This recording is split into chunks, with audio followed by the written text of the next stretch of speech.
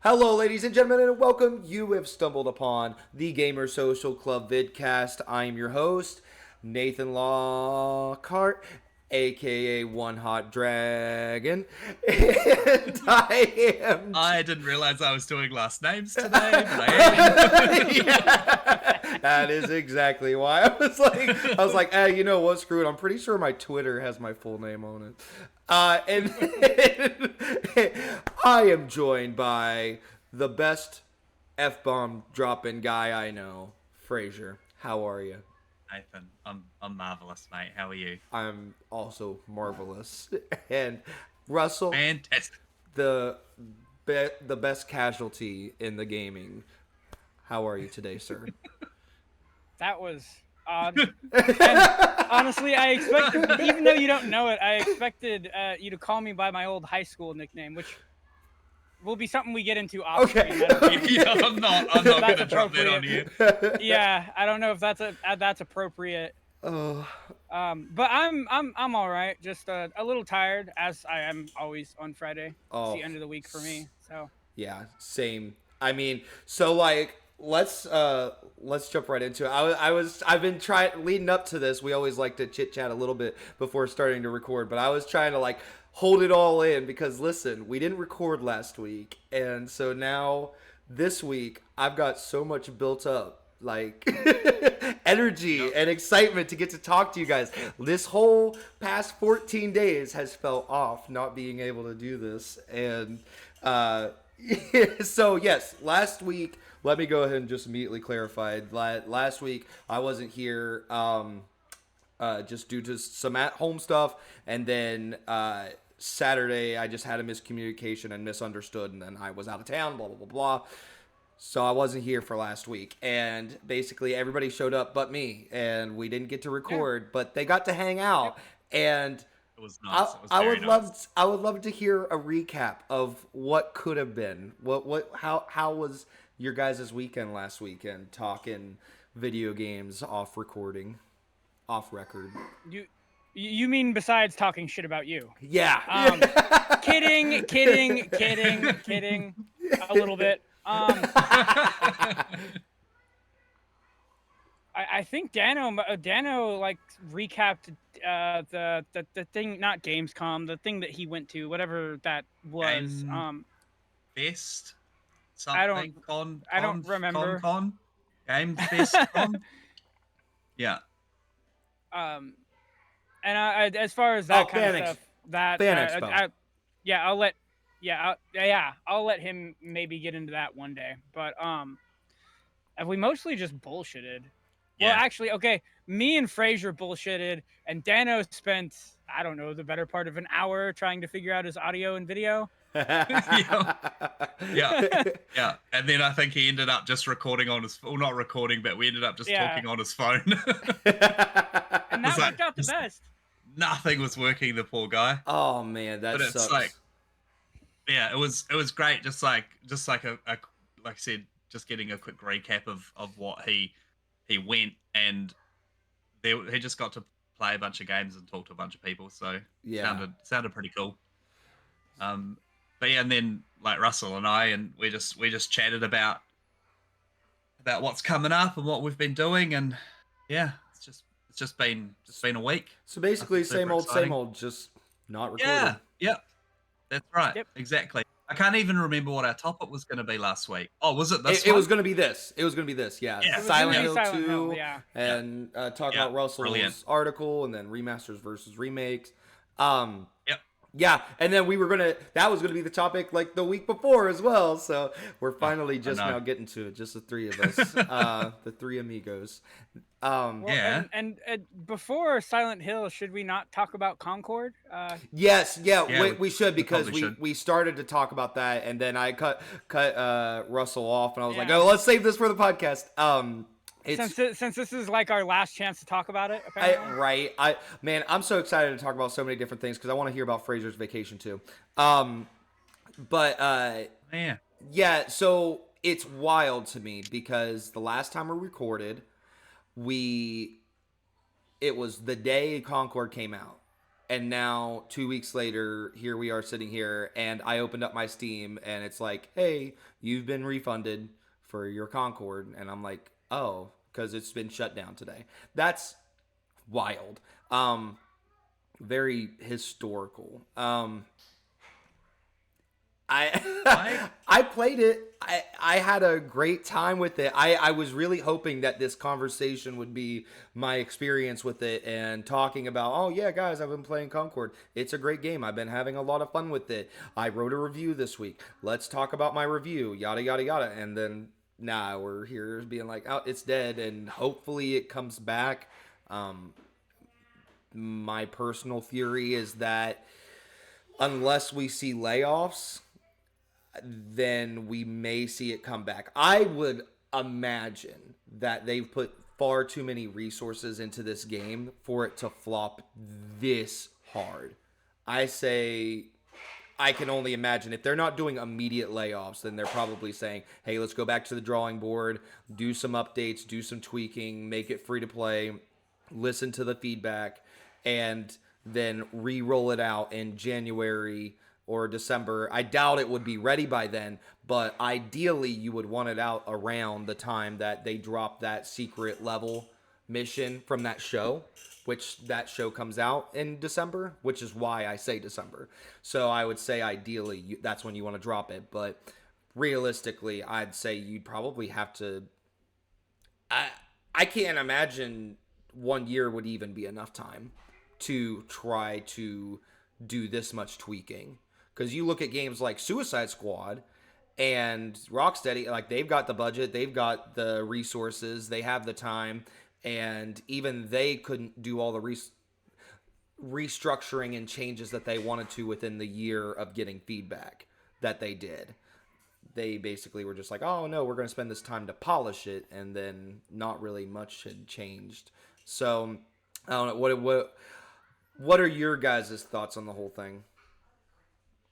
So I I read your article. I haven't played it, but I read your article, and it's very interesting, like what you said about like the cosmetics, right? So when a game's free to play, the only way they're going to make money is from cosmetics, from a season's pass or something like that that's got some cosmetics. But from what I saw, the cosmetics were not that great. No. They were very poor, in fact.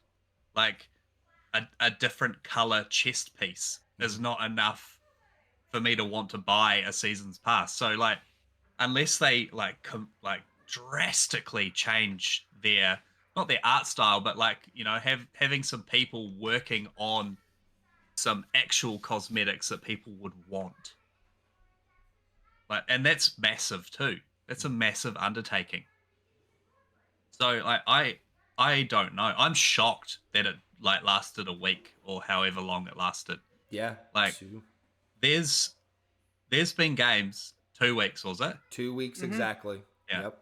There's been games that have had just as abysmal launches that they're still putting some effort into it, and they're still trying to make something from it. It's just crazy that they've just it seems like so little faith in it. Yeah. Like we've talked about, like I loved Skull and Bones. People hate Skull and Bones. It's not a game that people like. Yet every week I'm seeing stuff on Twitter, I'm seeing stuff on Instagram. Like they're still pushing it.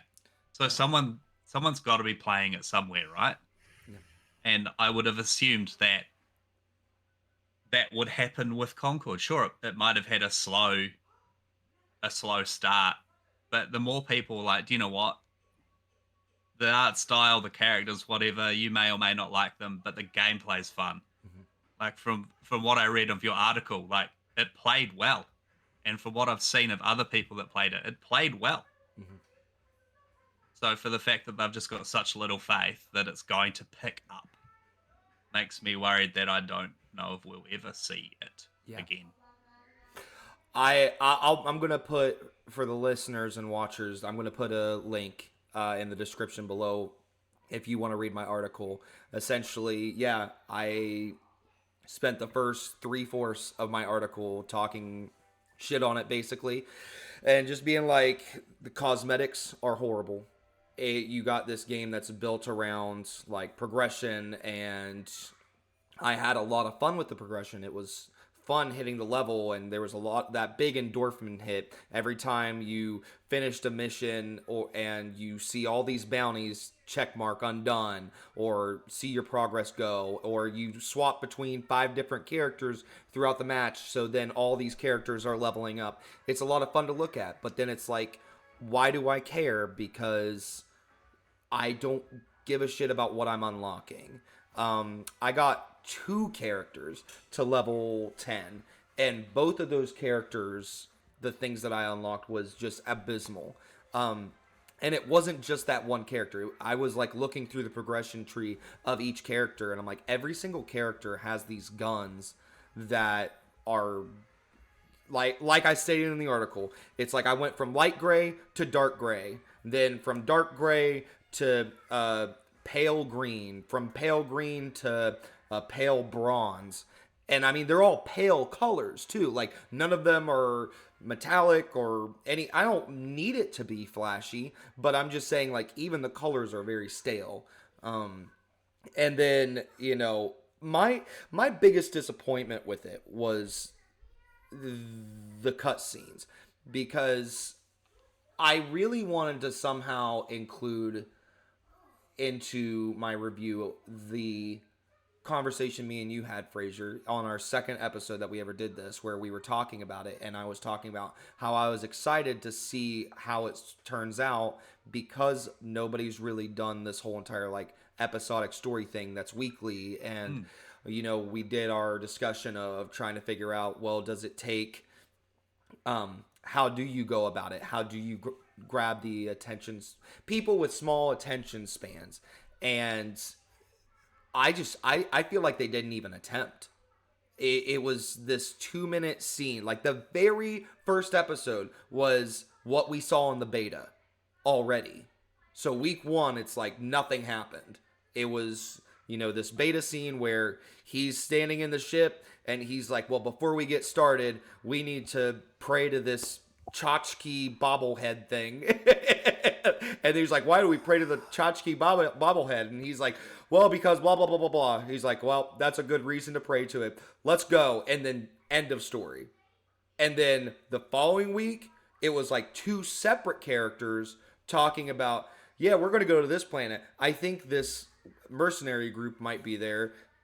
End of story. And like, right. That was it. I'm just there's nothing more to that.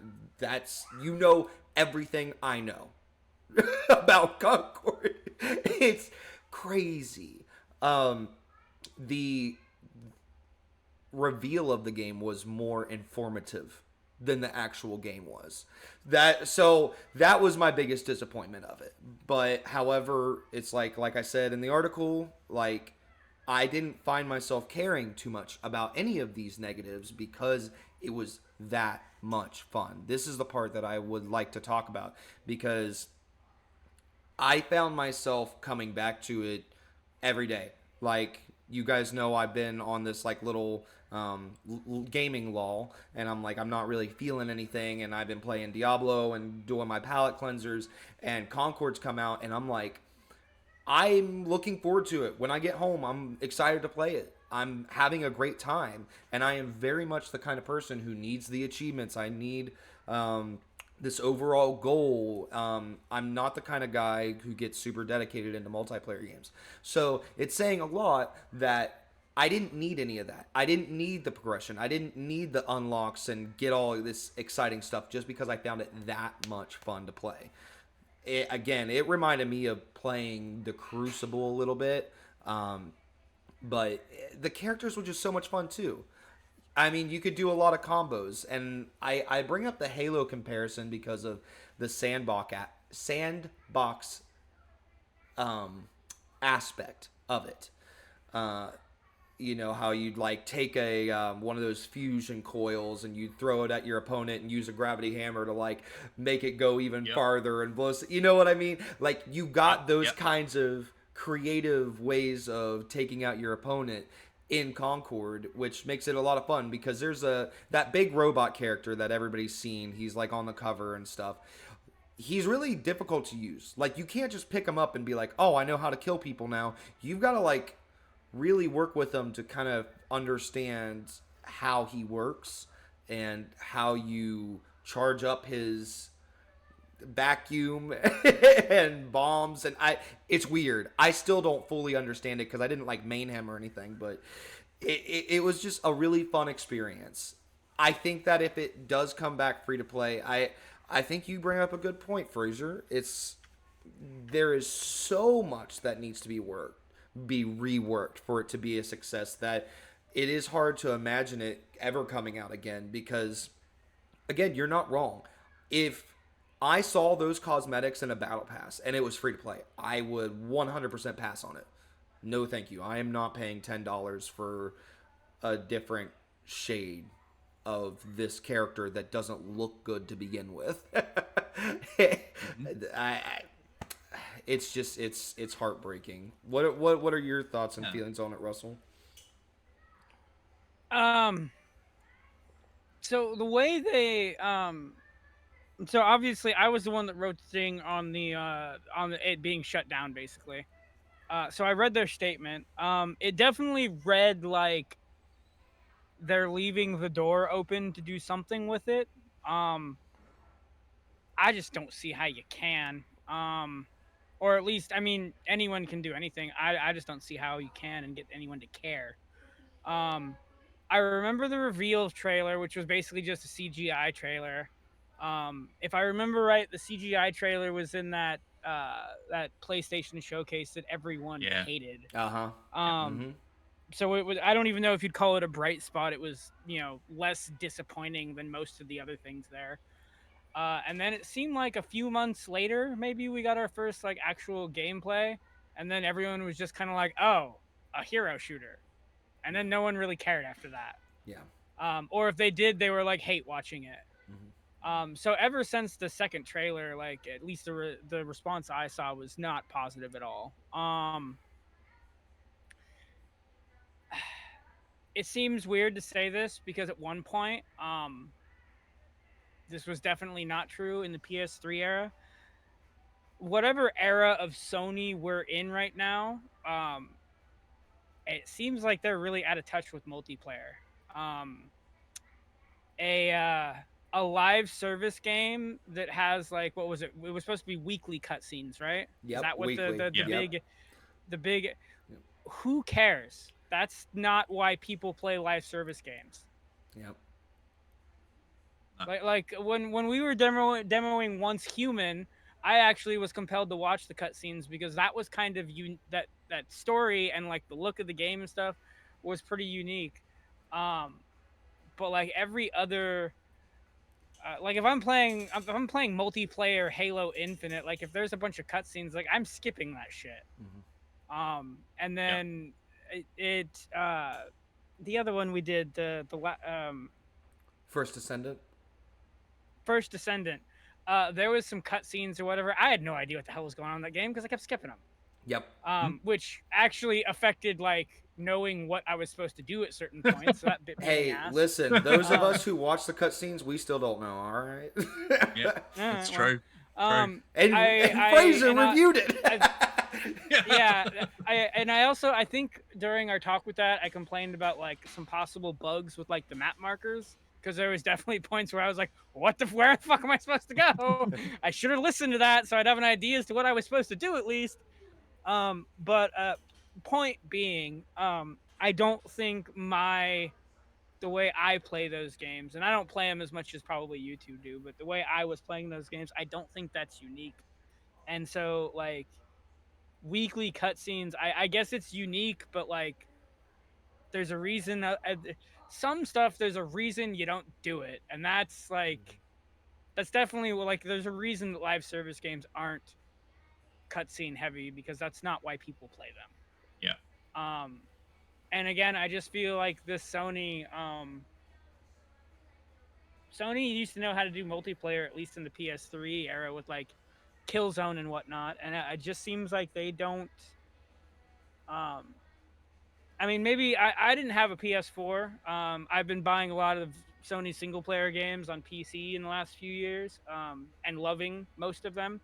Yeah. So maybe you guys can fill me in. Like during the PS4 era, did Sony even have like specifically Sony first party? Were there any big multiplayer games on there, or even single player games with like an awesome multiplayer mode? There was the original Last of Us had a fantastic multiplayer. Yeah. Well, so that was the Um, PS3 era technically. okay.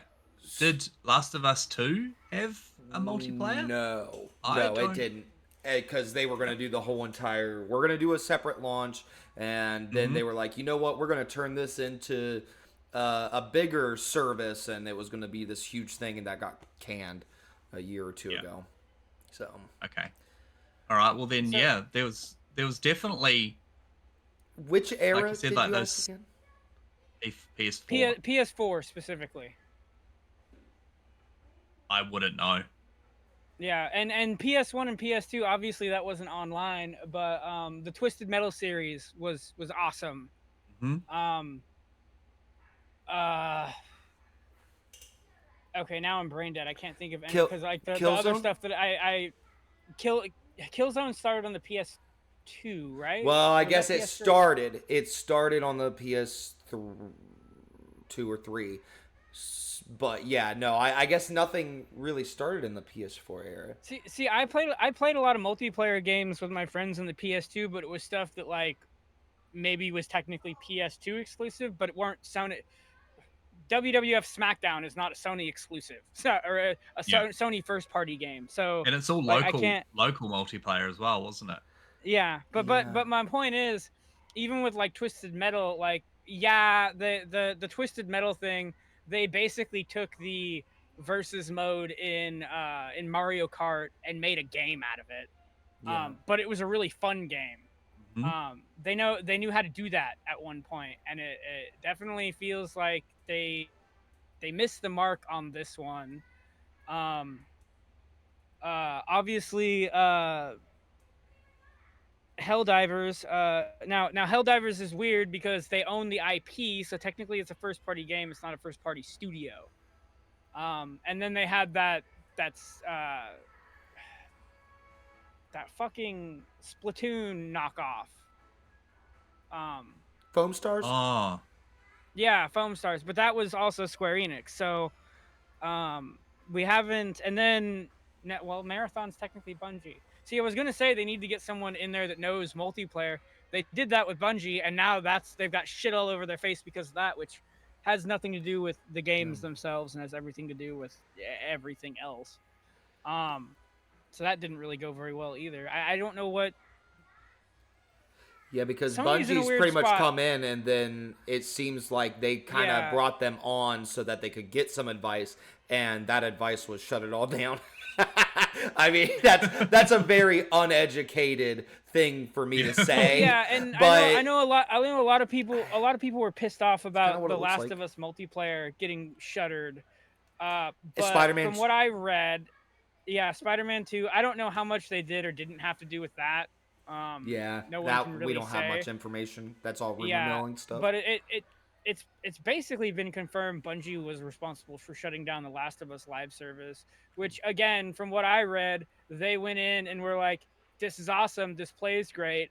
How are you going to keep people coming back?" And they didn't really have an answer.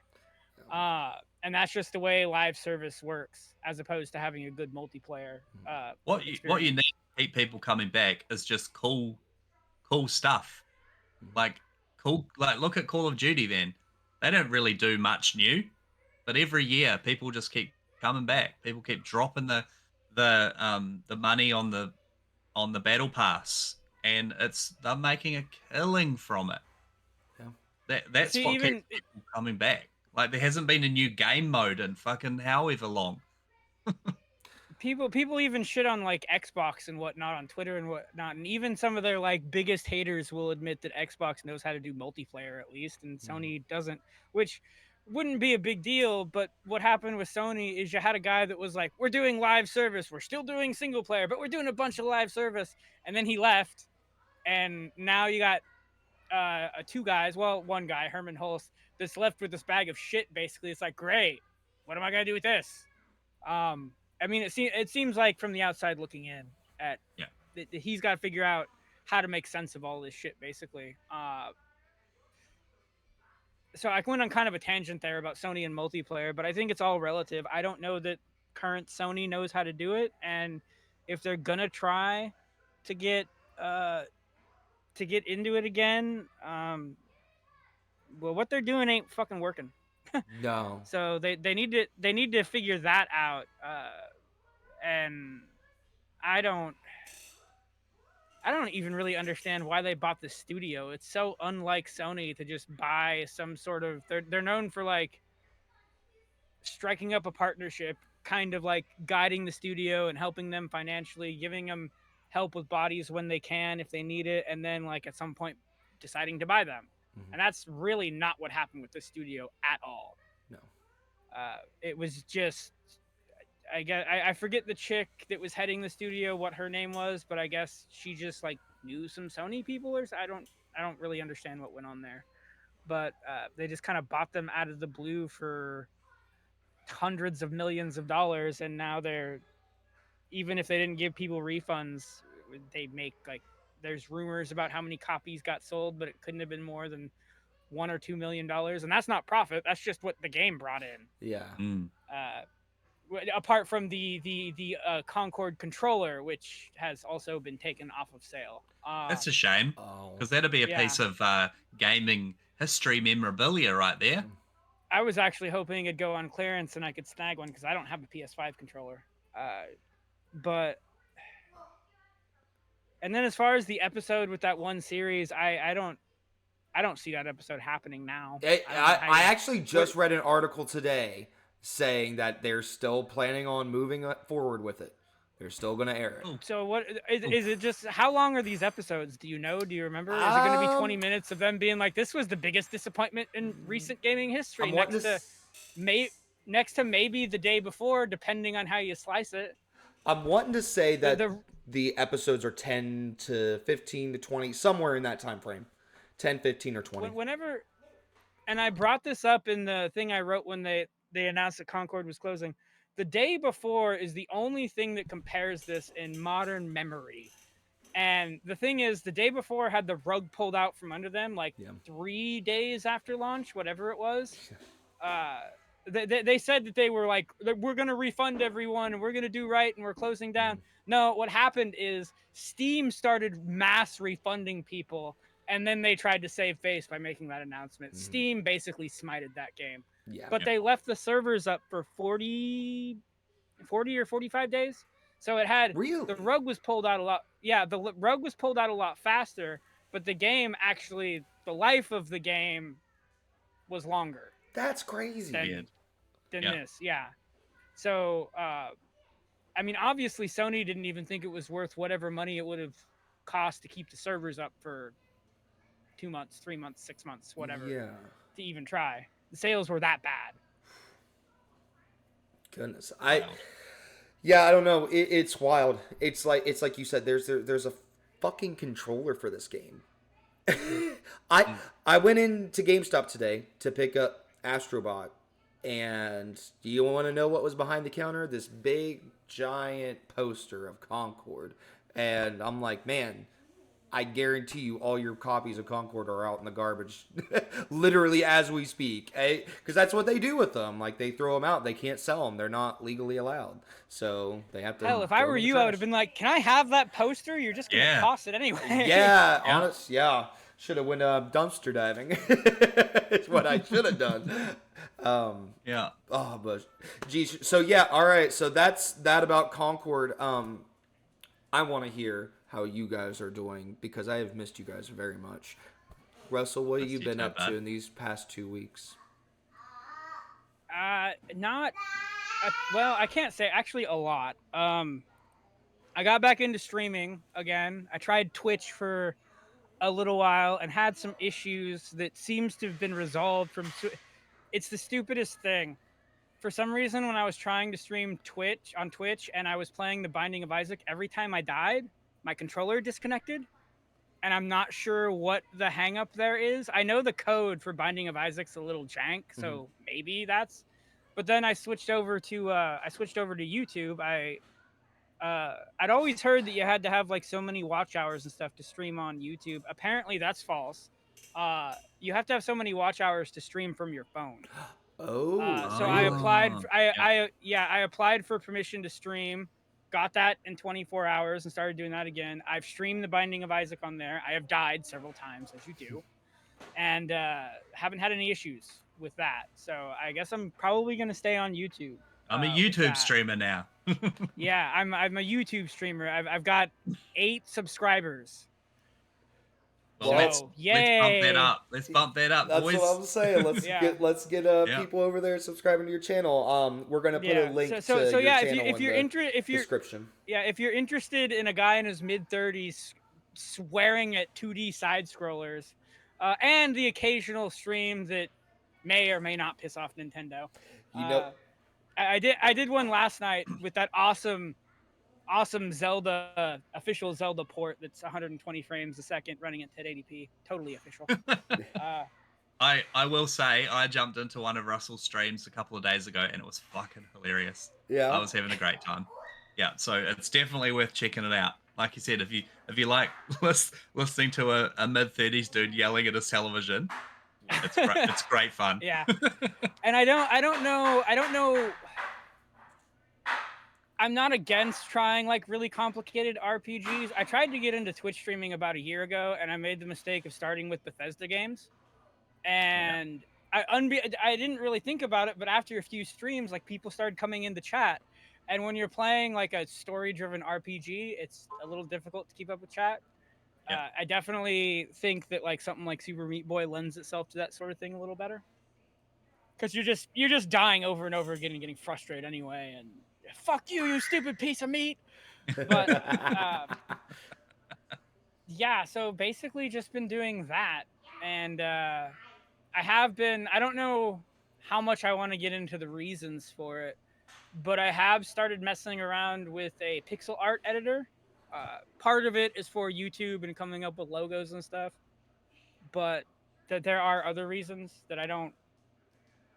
Maybe I need to get in a little more to those before I start talking too much about those. But Well, you can probably put 2 and 2 together. I don't know if you guys can see that or if it's even focused enough, but right here is our YouTube statistics. That is our viewer. Shoot. Yeah, there's no way you can read that. There's something there that's 100%, but I can't read. Yeah, what it is, yeah. So that 100% is the age group. And the age group is 25 through 34. Oh my god, I love that. 100%. So much. And Yeah. I don't, and while we're on the topic of sharing statistics, also our viewers are 100% men as well. So that's something. If we had a female, if we had like one female viewer, it would have to be Lady V. I would. Right? Yeah. Well, apparently she's listening on Spotify, right, Lady V? Right? That's the same with my wife. I'm like, did you listen? What did you think? She's obviously not listening to it. No. She doesn't care what I do. Oh my gosh. Well, she loves you, but she doesn't love you that much. Yeah, right? Exactly. Well, it was funny because, our last episode was all about you being in Vietnam, and then I forget who it was. I think it was Jeff. He was like, "Oh, you're in Vietnam?" And I was like, "Somebody's not listening to the podcast." Oh, man. All I gotta say, Jeff, is I listen to Indus podcast every week. But anyways, Fraser, how are you? How was your vacation? Mate, my vacation was lovely. Yeah. We were in Vietnam for about 8 days, and it was just sitting under palm trees, drinking cocktails out of coconuts, eating yummy food, swimming in the sea, and that was it. I spoke briefly about wanting to play games and that kind of stuff on the podcast a few weeks ago. Unfortunately, Vietnam is not one of the countries that has cloud gaming. Really? So I took my Backbone controller with me hoping to get some hours into something. I really wanted to give that what was it, At Death's Door? I think Death's it's Door. called. Yeah. Or Yep. yeah. So I really wanted to give that a go, and I thought, you know what, I've got 8 days of sitting by the pool. This is the perfect time to kind of dive into that. Unfortunately, that wasn't the case. So that was just taking up room in my luggage. That could have been Yeah, could that have was been a something bummer. else. I did take my Switch with me, and I downloaded a Sherlock Holmes game, like we'd been talking. Yeah. And I'm further into that now. It's kind of it's quite an old game. I believe it's like a remaster or a remake of like a 2010 kind of deal. Um, it just playing that Nobody Wants to Die. Um, really has opened me up to those kind of detective searching through crime scenes, trying to figure out what's going on. This game has fully enveloped me in that. I'm really enjoying it. It's got like a Cthulhu vibe to it. There's like some sort of cult that is stealing people, and Sherlock and Sherlock's got to figure out what's going on. Hey, buddy, how we doing? Sorry, I'm on kid watching duty tonight, and he's like, he really wants to be a part of this. He's covered in, I think, chocolate. I hope that's Hopefully. chocolate. Yep. Can you say poop? And then Is that poop? Boo. Poop. I don't know if I'd ask those kinds of questions. You might not like the answer. So did you? So don't did ask, you say you? don't ask Russell those questions. You don't want to know what kind of chocolate Russell eats. Yeah. So did you say you got to finish the Sherlock Holmes one? No, I'm about halfway through it. Unfortunately, like when I get home, my Switch gets put on the dock, and it sits there, and I forget that I own it. So up until like essentially talking about it right now, I'm like, oh shit, I'm halfway through that game. I probably should finish it. But then also that's the great thing of now when I go on holiday next, I'm like, I've got a game that I'm playing. Another couple of fun facts about Vietnam. They're very lax on their copyright infringement. Really? So yeah, I went in search of a record store. So like I love music, so I thought, do you know what? I'll go and I'll see what a Vietnamese record store's like. So I threw it in Google, like record stores near me, blah blah blah, and they were coming up, and some of them were a bit weird. And I was like, do you know what? I'll pick this one and I'll go to it. I went there, and it was essentially a hole in the wall with a guy with a laptop and a fucking CD burner. And he's like, yep. And he's like, what are you after? And I was like, and he had like a catalog of stuff, and you could search. So I didn't buy anything because I'm not going to, because I don't even have a CD player anymore. But yeah, I was looking through it, and then like all the latest hits were on there, and he just had them all on his computer, and he just burned them on a CD for you. That's hilarious. I was like, this is brilliant, and like this is this guy's store. I'm sure he did it for he might have done it for games and stuff as well, because electronics in Vietnam are very expensive. Yeah. So there's not a lot of gaming going on. Where I was, there were 0 video game stores. And because like my wife knows when we go on holiday, I'm checking out all the secondhand shops. Right. Going in there, I'm looking for weird stuff.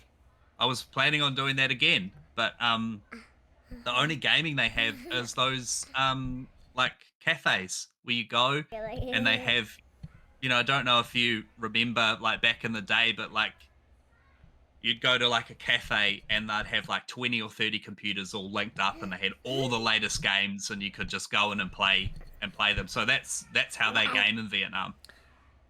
That's amazing. Yeah. very interesting. Again, I didn't participate, but I did take a quick look, and I thought that was pretty cool. Sorry, Marshall. he's waving. They see you. Don't worry. Okay. Oh. Hey, Anya, you want to come get your brother? Here, you want to go play with Sissy? You want to go play with Sissy? Have fun. Yeah. So that was my holiday, really. And now I'm back, and back into work, back into life. I managed to play. Yeah, you've gone all blurry, mate. I know. I'm trying to fix it. Are you trying to give me motion sickness? Cause hey, there we go. There we go. And I'm back. So last weekend I played the Call of Duty beta, and I wrote a little bit of a thing up for it for the website. I was gonna skip Call of Duty this year, just because, like, the last Call of Duty that I really enjoyed was Cold War. Vanguard I didn't enjoy. Modern Warfare, the remake was, or remaster or whatever you want to call it, was fine. Number 2 was fine, and number 3 I was just like kind of sick of it. But I will say that Black Ops 6 is fucking fun. I have not had this much fun with Call of Duty in a long time. Oh, that's so good to hear. The Omni movement, or whatever it is that they want to call it, it sounds very complicated, but it's not.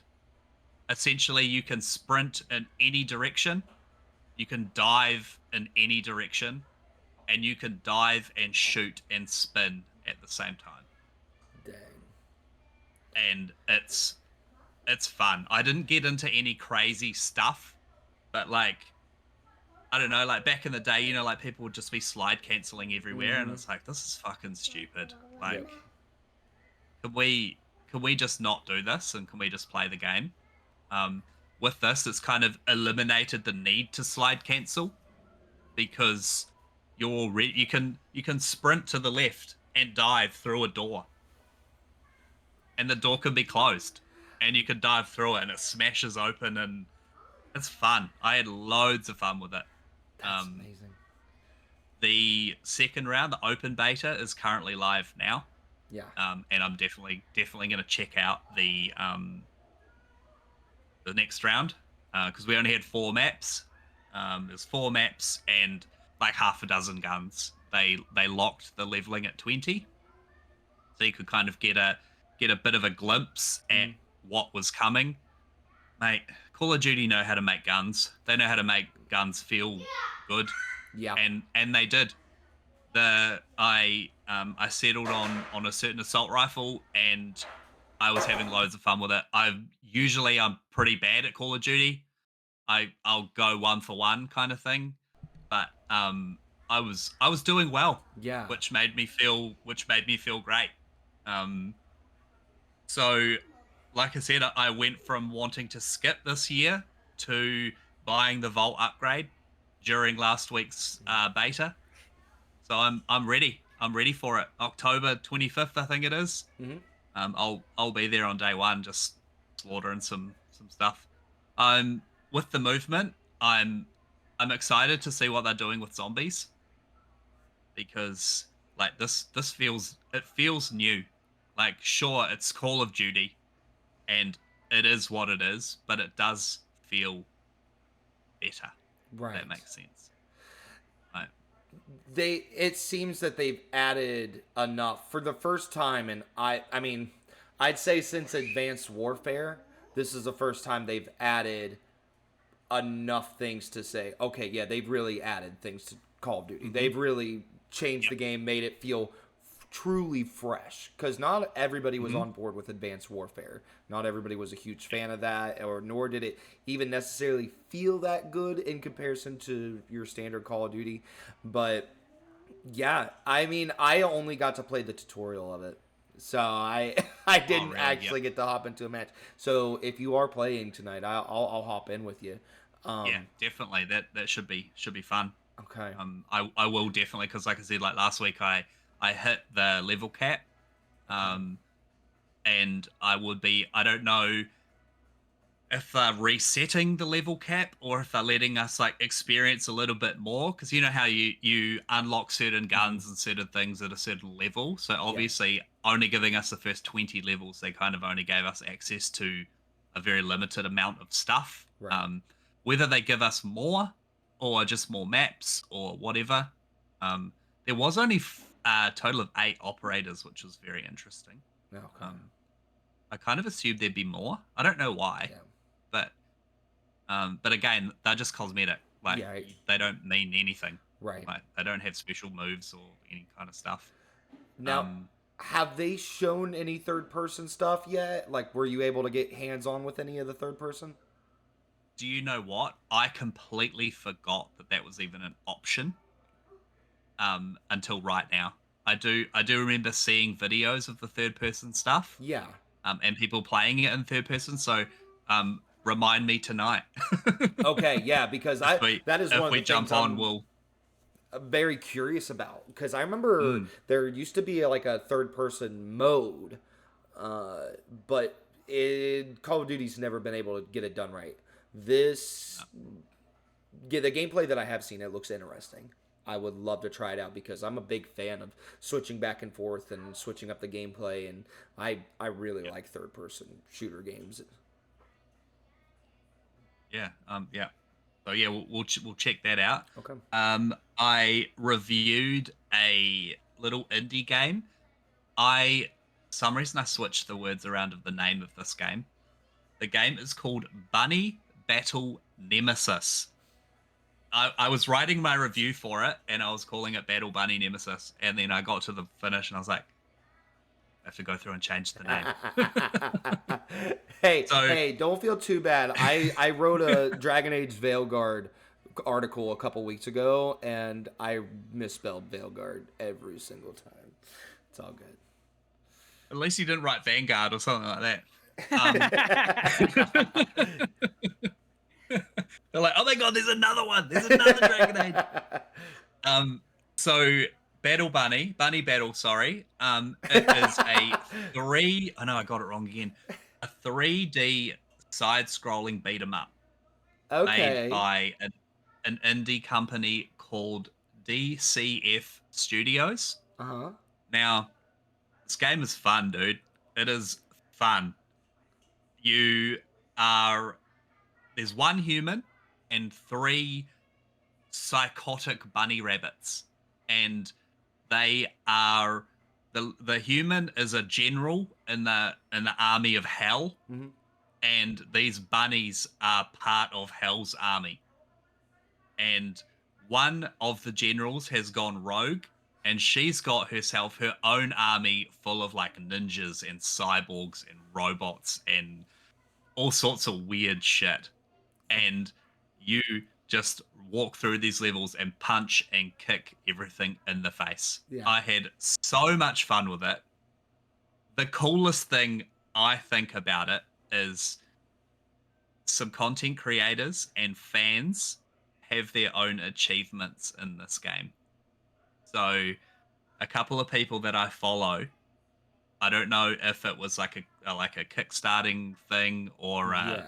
or some sort of funding thing, but they have a achievement named after them. And the description, they got to like choose it all. I think that is so cool. That That is is like cool. that's like immortalizing yourself in gaming. Yeah. Having your own achievement is so much fun. Unfortunately, it is co-op, but it's only local co-op. There's no online for it.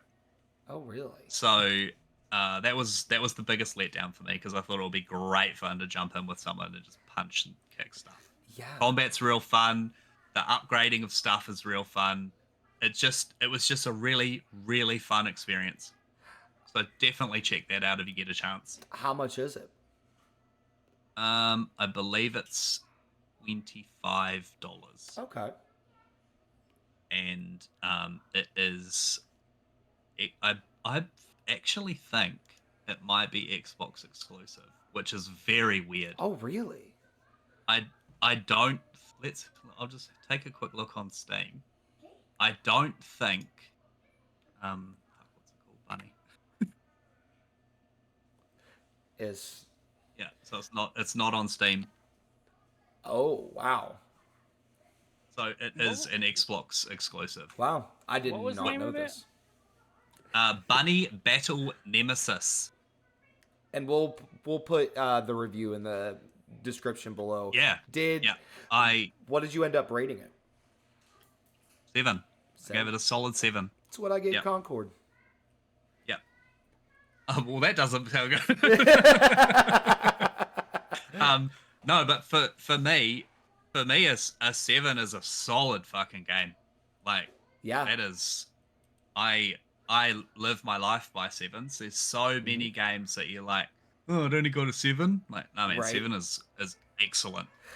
You know, I honestly that makes me think of a discussion like we need to have it's like as a group, like what is the scale? What is 1 through 10, right?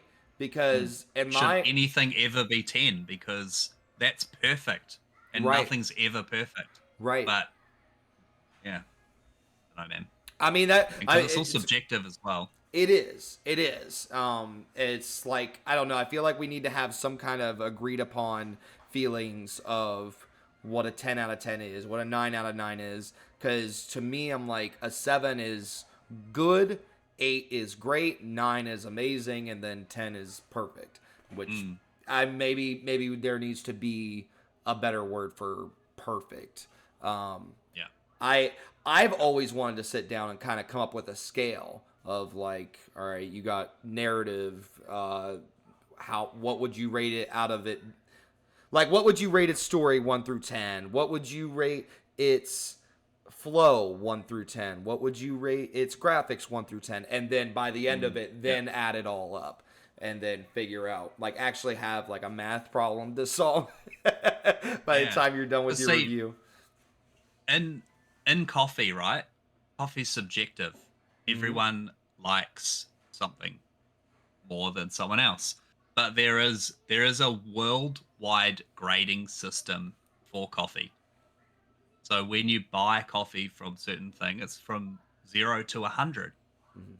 And or like there's certain parameters and certain things that make it into each grade. So like if you think anything above 90 is considered premium or specialty. But then you look at something like 87 and you're like, well, it's pretty fucking close to that 90. Yeah. So it like for something so subjective as a flavor, for there to be a worldwide guide or a worldwide standard on that, I'm sure the 10 of us can come up with fucking something. Yeah, absolutely. That's a really good point. I actually didn't know about any of that in coffee. Dude, the world of coffee is... maybe there should be something like that for gaming other than all these IGN 7s, which...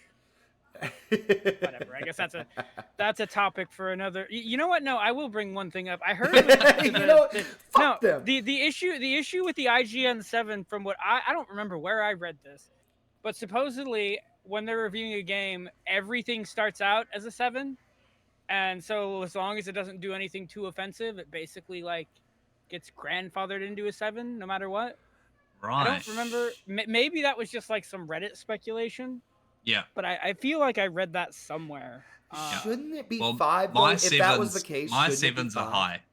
Yeah, that's what I would say. 7's high. Like, yeah. I think I've played some 7s this year that I didn't mind. Yeah.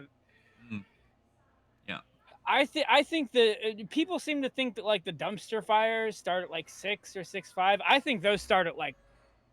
So like I kind of look at it like as a grading scale, like kind of like the way we used to do it in like high school and shit. So like like a 60 isn't great, but I guess it's passable. Like the dumpster fires start like right below 60 for me. Like a 40 or a 30 or a I mean, Like, I won't mention the name of the game. I think we're past that, but I gave it a game of 3 this year, and that was just yeah. Wait, that's but fucking like but 10 hours now of I my want life to I won't get know back. what was the game? I can pull up the name if you're really that. The developer actually commented on my review too. Oh no. Ooh. Uh, to their credit, Yeah. they took it a lot better than you probably think they would have. Yeah. Yeah. Yeah, it's an early access too, but it's just there's so much shit that I could bring up Which Yeah, I about the guess it's thing. like it comes down to performance, it comes down to graphics, it comes down to like gameplay, like all of those things. If there's a game breaking bug, that should drop your review score because you can't play it. Like even if it's good, even if it's a brilliant fucking game, if you get a bug that makes you not be able to play the game, shouldn't that count towards your review score? I mean, I would think so. I feel like there's a line, right, where, okay, bugs and balancing, and again, it kind of goes back to Concord. I wanted to, the secondary reason as to why I waited to do my review was because there was a lot of balancing that needed to be worked out. They were doing update after update for the first 3 days. Mm. They were doing a whole bunch of updates. I'm like, let's see how this balancing works out. So, there is a line between, okay, what can be updated, what can be fixed really quickly, versus there's so many bugs, or there's a lot, not only is it very buggy, but there's game breaking bugs in the mix of this that makes it impossible for me to play. Like, where is that line? I think it's different Yeah. for everybody. It's a subjective thing, but yeah, I don't know. It's an interesting conversation though.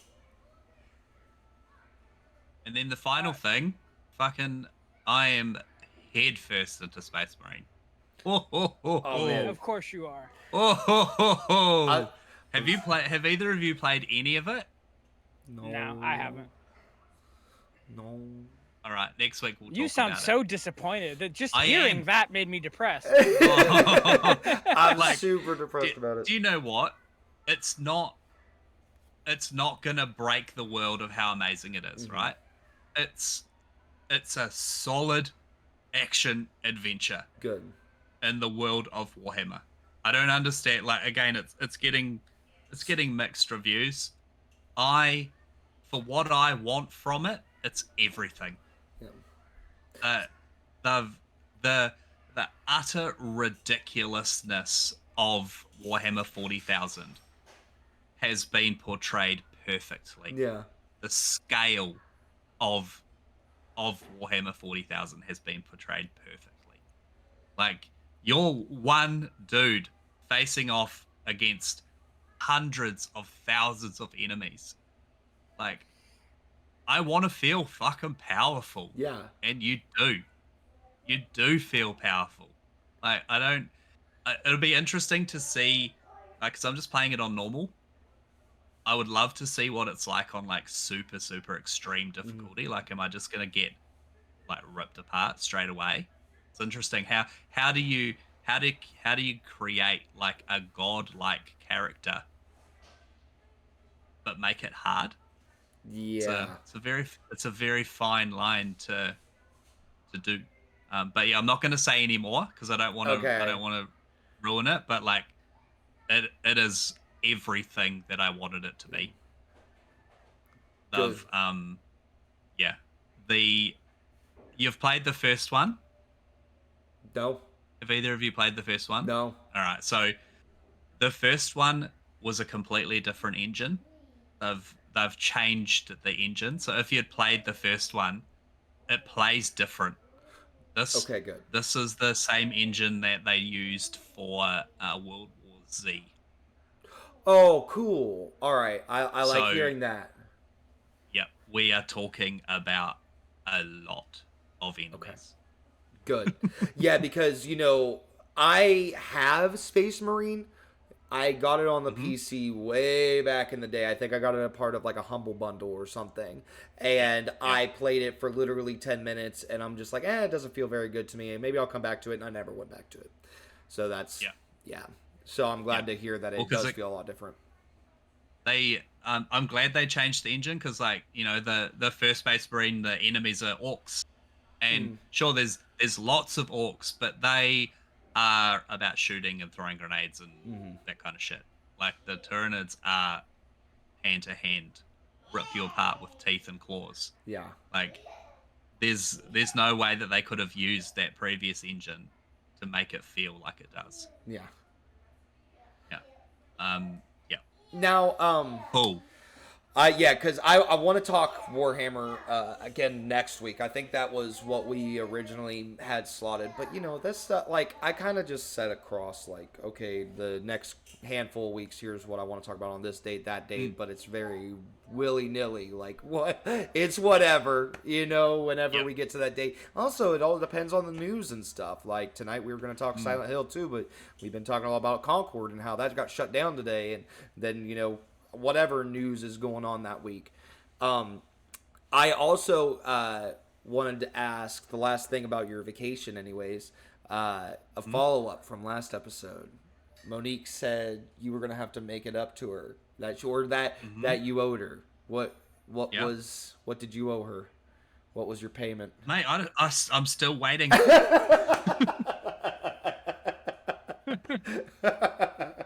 I'm still waiting. Yeah. I'm sure it's coming. Yeah. or she's forgotten, which also was a win for me. Oh my gosh. Yeah. Or Yeah. I imagine you're in your 80s and you're on your deathbed and you ask for morphine and she says, "You remember that one time?" And she Remember that just time? walks away. Love it. Love it. Oh man. Well, that's good to hear. I'm glad that there was no strife given that day. No strife given that day. I swear, for the whole week, I was just this was me driving my semi truck for like 12 hours straight. Vessel of hatred. Wonder if these. I was still just laughing about that joke on and off all throughout the week. It was so funny. Oh my gosh. But as far as me, my priority over the past couple weeks has been Concord. That's what I've been playing. So, I mean, I pretty much already talked about that. I tried to play some Diablo here and there. Haven't really been able to get into too much. As far as what's been going on with me, basically what last week was everybody going back to school. My Megan brutal, yeah. is going back to school and she's doing anatomy, and she's like, this is a bitch to deal with. She's the amount of work she's been having to do going into classes, and so then that means I'm on watching kids duty and stuff and taking care of them. And Marshall has started this thing called AVA therapy, which is like for his hello. It sounded like somebody's knocking on the door, but he's banging the counter with a piece of wood. It fell off the coffee table. But, so he's been doing this thing called AVA therapy because he has autism, right? So, we have somebody coming to the house each day. So that's been a whole ball game to adjust to and learn and know what we're supposed to be doing on our part to help him. It's been very cool. He is 4 years old and still isn't verbal. So we're still working on that, of course. It's a whole thing. But it was really cool because we've been doing this thing where like every night we sing like Twinkle Little Star to him. And so then we've got like a stuffed like star, right? It's like this little plushy star, and he needs to hold it when he sings a song. So it's very cute. So then he was trying to communicate to me the other day that he really wanted his star, and in order to communicate, he sang at least 6 words to the song, clear as day. It was So, oh man, it brought a tear to my eye. I couldn't believe it. bet. Like for him to say one word clearly is a big thing, but for him to sing 6 clear words, like I was, hit me right in the feels. So Yeah, I then bet. that's been It's amazing. also my daughter's first day of school was that Oh. happened, and Yeah. she's been very excited about it. Uh, she's a social butterfly, so she's been getting in there, and she on her first day of going to school, we all went out to the bus stop. I was able to get off work in time to be there for it, and so I was holding Marshall, my son, and he just starts reaching. I wasn't prepared for this, but he just starts going, no, no, no, no, and like a tear's running down his cheek, and he's like reaching towards the bus.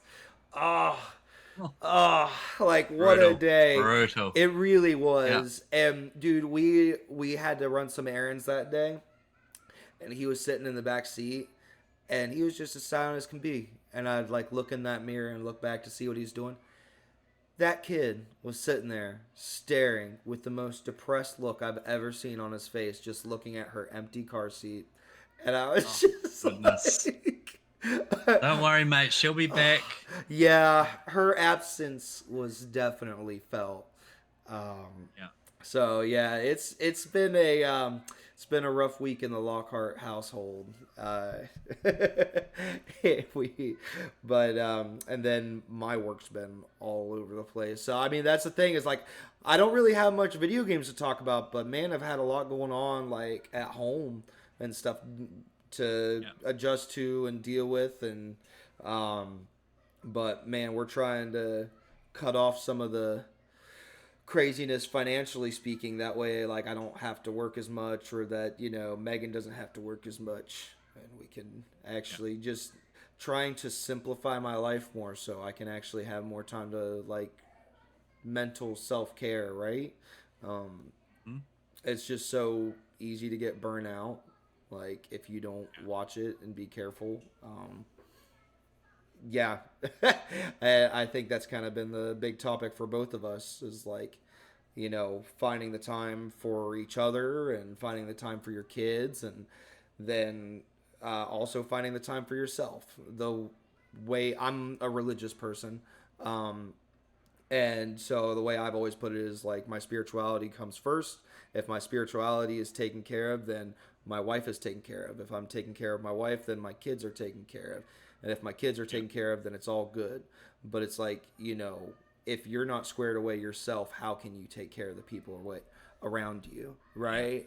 That's why I always, say like you need to put your spirituality first. That way, 'cause I think even, video games is a part of that, of making sure you're taken care of mentally and spiritually and all that good stuff. Um, do you guys find that that's something you struggle with, like as far as like taking care of yourself to take care of your loved ones or whatnot? I definitely have. I'm not a religious person, Mm-hmm. but I completely understand and feel the same way as Yeah. you. Like my spirituality, I guess, is myself, and like it sounds like selfish or whatever, but like I'm the most important thing in my Mm-hmm. life. If I'm not right, or if something's not right, how can I expect to give that level to other people? Right. Um, so yeah, so that's kind of like I make sure that I'm good, and I make sure that Monique's good, and she's very similar to me. Yeah. Like if we know when the other person's not right, and we kind of pick up that mental slack. Yeah. Um, yeah, but yeah, completely agree. Like you have to be good Mm-hmm. to make sure that the people around you are good. Yeah. And then, what about you, Russell? How do you feel about all that?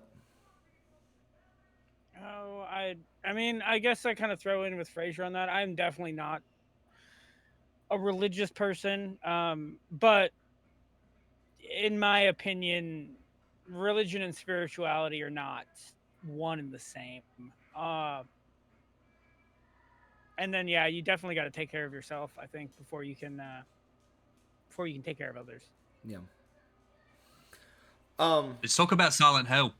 I'm super excited to. I've been hanging. I got my little, look at this. I got my little PlayStation fucking Silent Hill. Hell yeah. Let's go. Yeah, we wanted to talk about this like on the last episode, and then we had to call it a day. And then and then last week happened, so we're finally here. Yeah. Fraser's been chomping at the bits to get to talk about Silent Hill too. Yeah. Russell, again, I'm going to have so many links in the description, all right, people? Just, even if you've read them, even if you don't care, just click on all of them, okay? It helps us out, right? But Russell wrote an article that is a love letter to Silent Hill 2, which is the inspiration to us wanting to come to this subject. I myself have not read it, and I would like to hear from it from the perspective of somebody who wrote it. Well, I don't see, that might be kind of boring.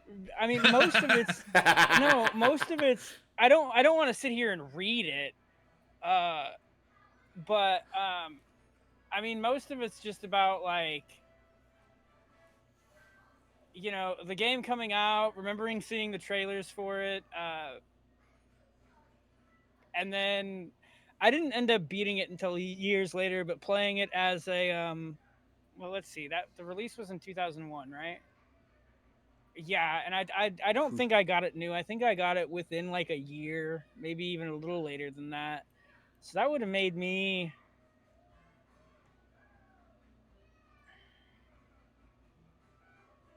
12, 13, somewhere in there. So I was a little older, I guess. Yeah.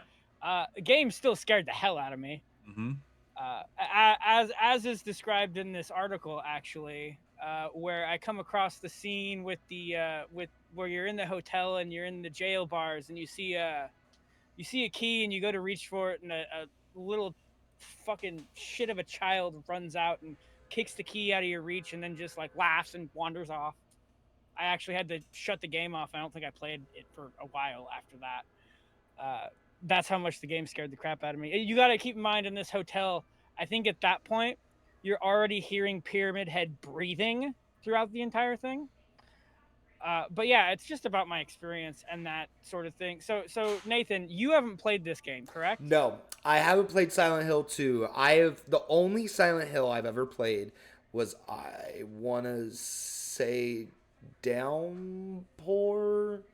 Is that a thing? It was on the 360. No, yeah, Downpour is a thing. I think I've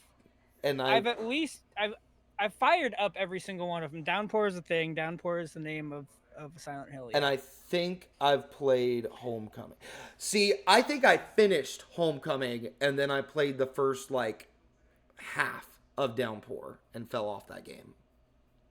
So there's 1, there's 2, there's 3, and there's 4, and then there's Downpour, there's Homecoming, there's on the PSP there was Origins and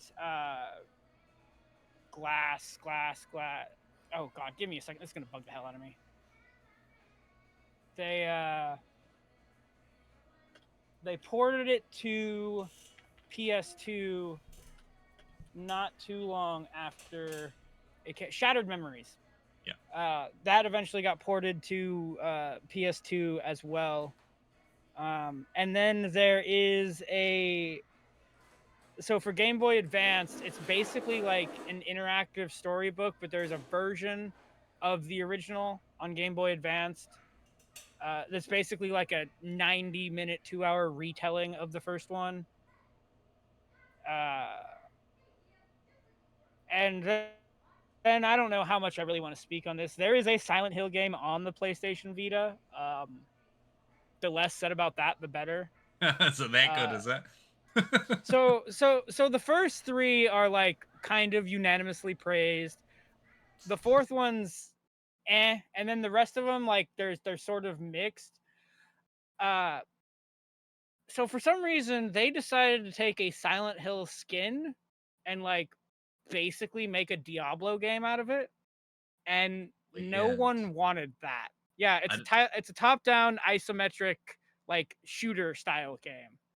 And when you play Silent Hill, you're like, what the hell? And I mean, That's they could have totally made a 3D game on the Vita. They did it on the PSP. You can't tell me that it wouldn't have worked. I don't entirely know what they were after. It was either after 3 or after 4. I can't remember which. That was when Konami started. So Konami was using an in-house studio to make Silent Hill, and then I think after maybe it was 4 where they used an American studio instead. yeah. And then no matter what time it is, after that, they basically started farming stuff out to different studios, and that's when they kind of started doing that with all of their IP. And I think that's where things just kind of fell off. Most Silent Hill people will already know this, but none of the Silent Hill games really are intertwined too much. 2 and 3 are not. 3 is kind of a sequel to 1. 2 is not. I mean, they both 1 and 2 take place in Silent Hill, but other than that, they don't really have a lot to do with one another. But anyway, now I'm getting rambling, and we're not talking about Silent Hill 2 anymore. We should try to stay on topic here. What was your first introduction to Silent Hill? So actually, that's covered in the write-up. So I knew what 1 was. Yeah. But I didn't play it. I saw the trailers for it, and they scared the shit out of me. I didn't get a regular PlayStation till like either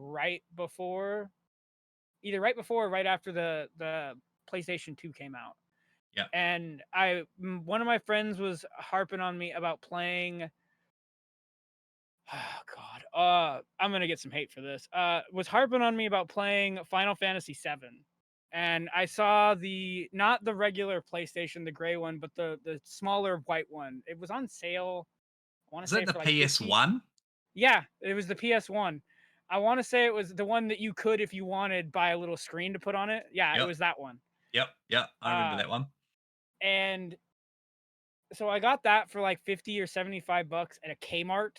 I don't even know how common those are in the world. I know they've been out of business a while. And I think I got the greatest hits version of Final Fantasy VII for like 20 bucks. Yeah. And I made it through the first disc, and oh God. I have a hate relationship with that series. as has been documented on this on this YouTube channel before. But then got a PS2 whenever the hell I got that, and then later got Silent Hill 2, and then eventually got Silent Hill 3. I think I skipped Silent Hill 4, and I played either. Which one is it? With it's either Downpour or Homecoming. I want to say it's Homecoming. I could be wrong. Where you're the ex-convict. And then I played the ones for the PSP later, and the thing, whatever the hell you want to call it, for the PS2. The PS2, PS Vita. So I'm well acquainted with the series. But yeah, the second one was the one that first grabbed me. Okay.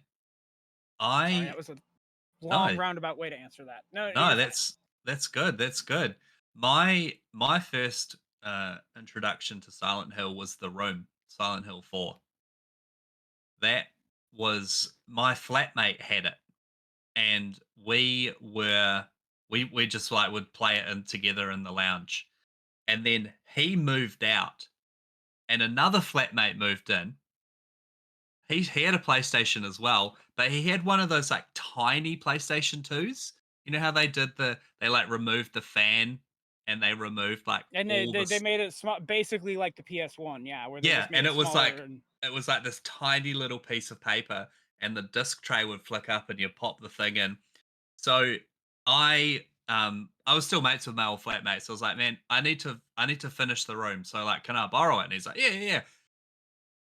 Put it in this new tiny PlayStation, and it wouldn't fucking load. Like, it would go on the loading screen, and the little symbol would spin, and it just wouldn't load. And so Interesting. I never finished the room, and it upsets me to this day that I haven't finished the room. I got I got Downpour and I got Homecoming on the Xbox 360. Um, I believe that they did like an HD update release of like 1 and 2 on the It was 360. 2 and 3. Was it 2 and 3? Yeah. Mm-hmm.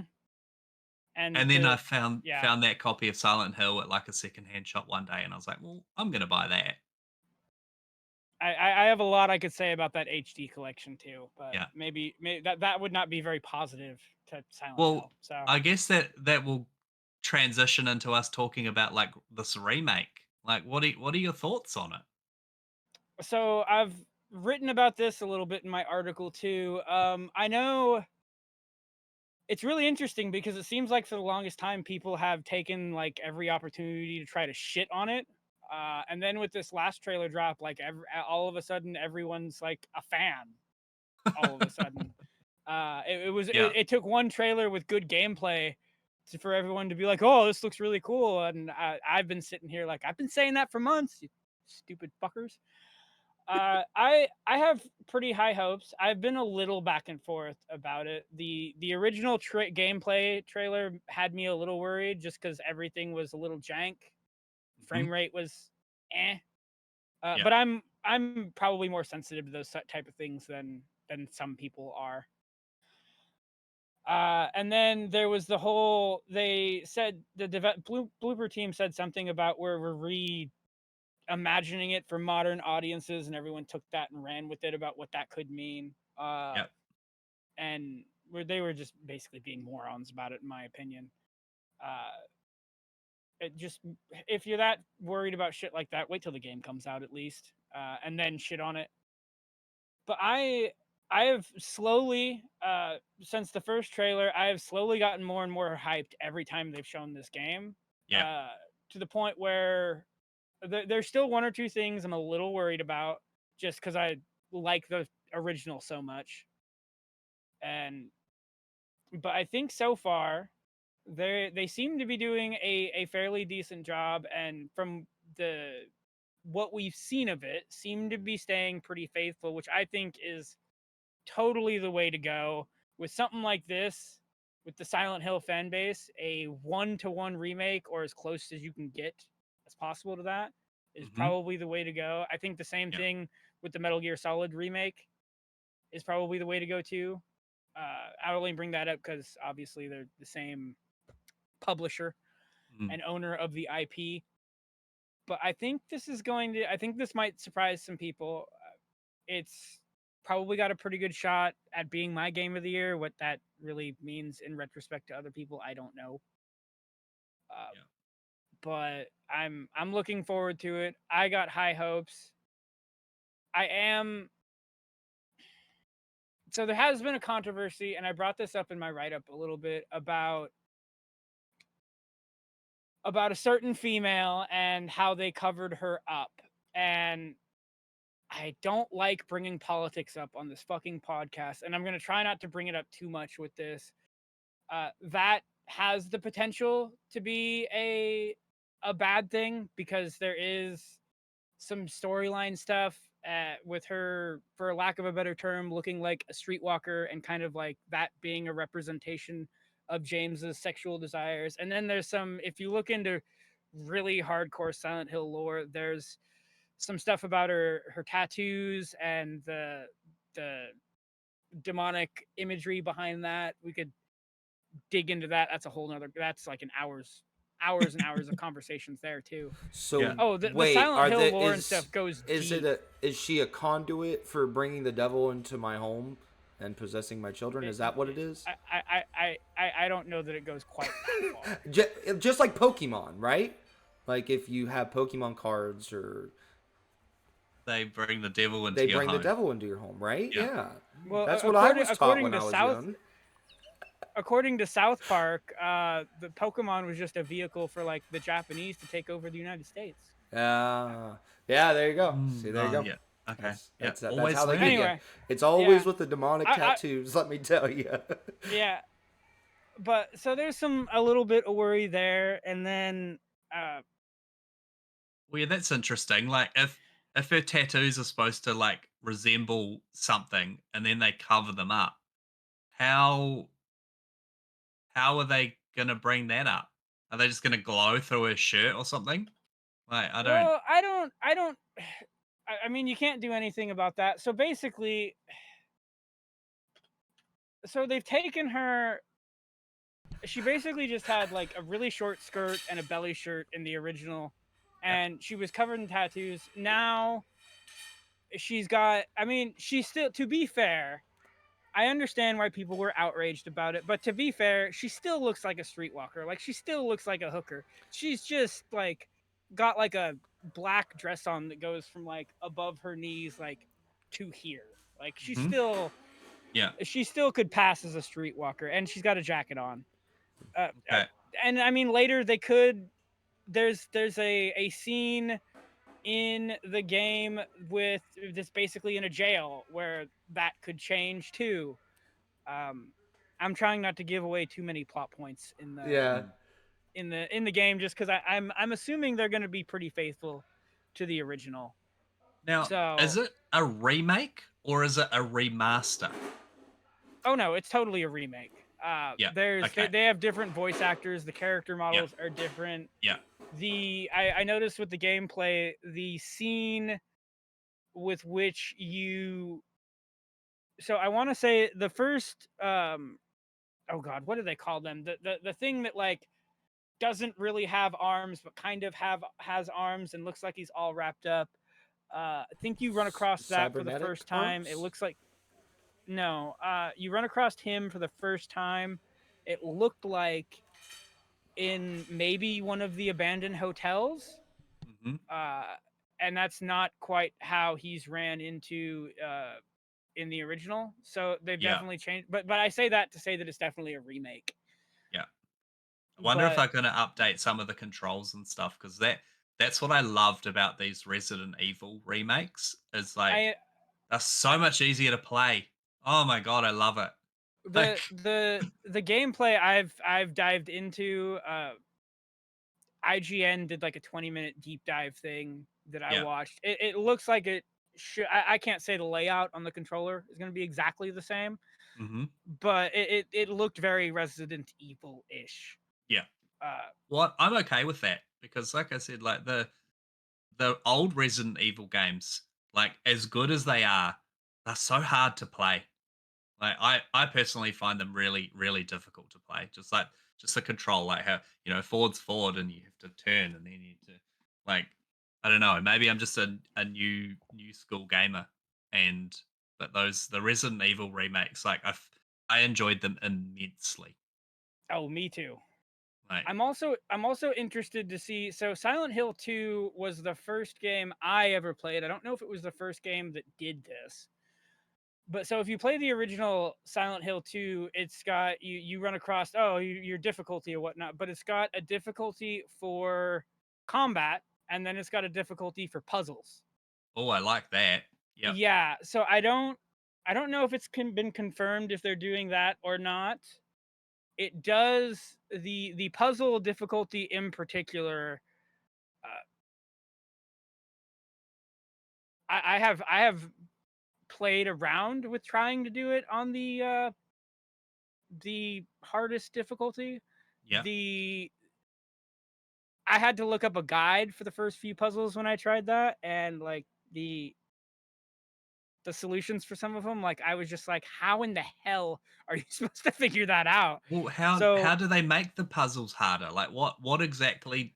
They just change the formula? Do they change the so location of like certain pits? so so there is clues to how to solve the puzzles if you go through the game enough. And well, let me hold on. I can tell you exactly how they. Yeah, It's been a while since I tried to do this on the hardest difficulty. So because yeah, like I combat is easy. Things do more damage. They have more health, yeah. or whatever. But like making a puzzle harder, Like, I'm interested to figure out like how that is done.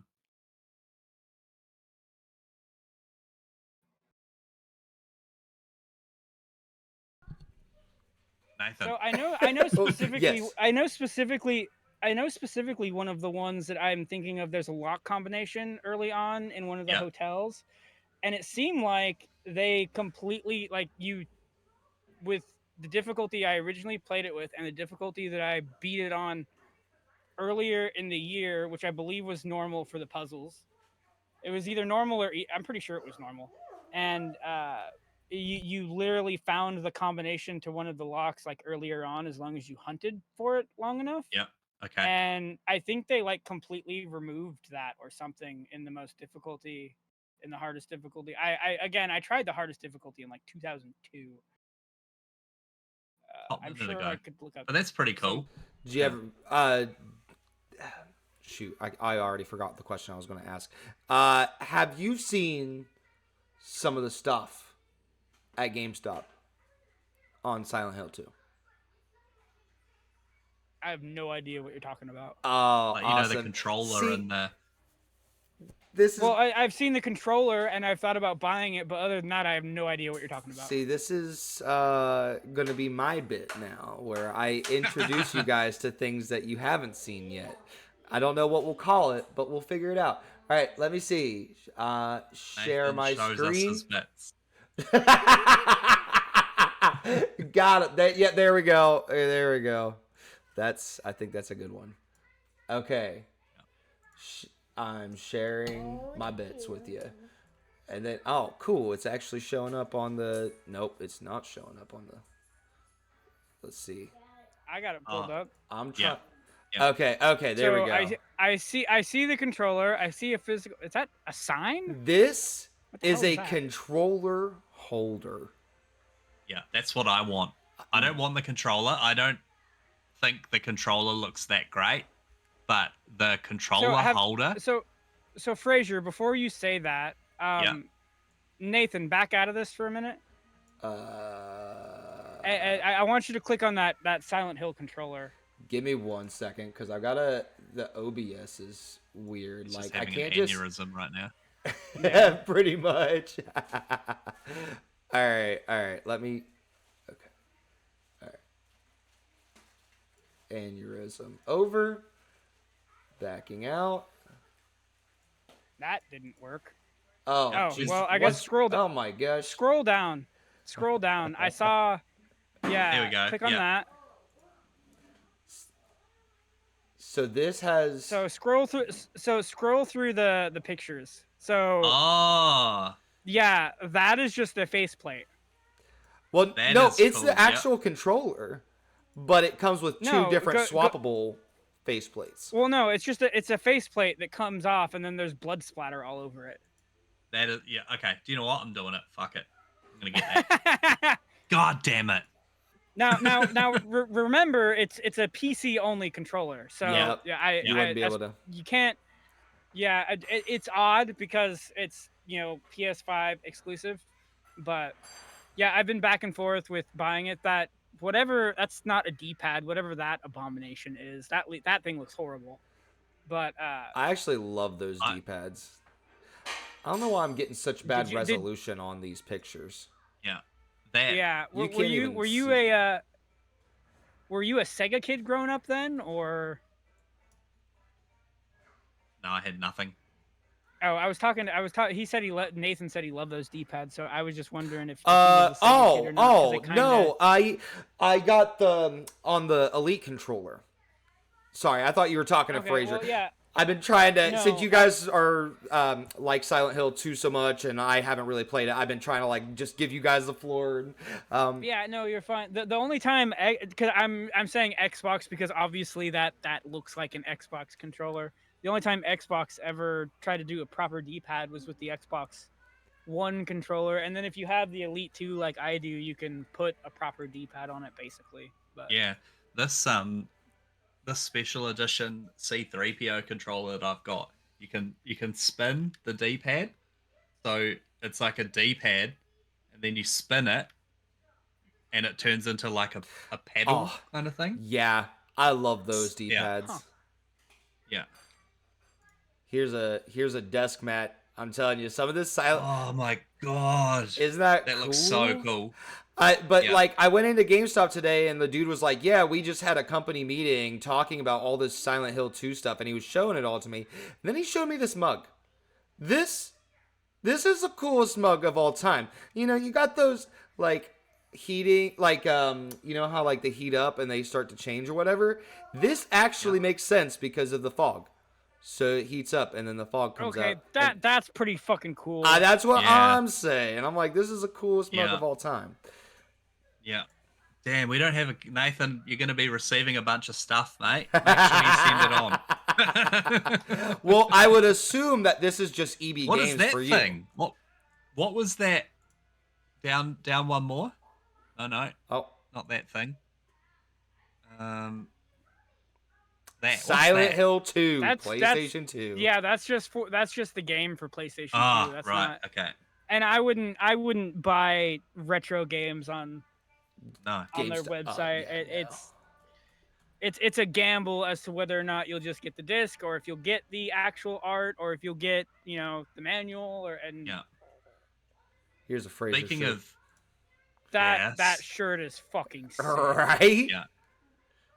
Speaking of cool merch, the game of the month for this month in the Gamer Social Club is Dredge.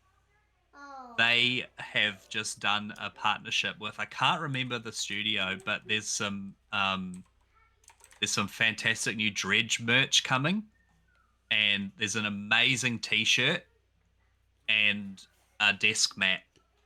But I don't know why they've done it. They're releasing them at different times. So I have to buy the t-shirt and then pay for shipping, and then I have to buy the mat and pay for separate shipping. I think that's so stupid. Like, release it all at once.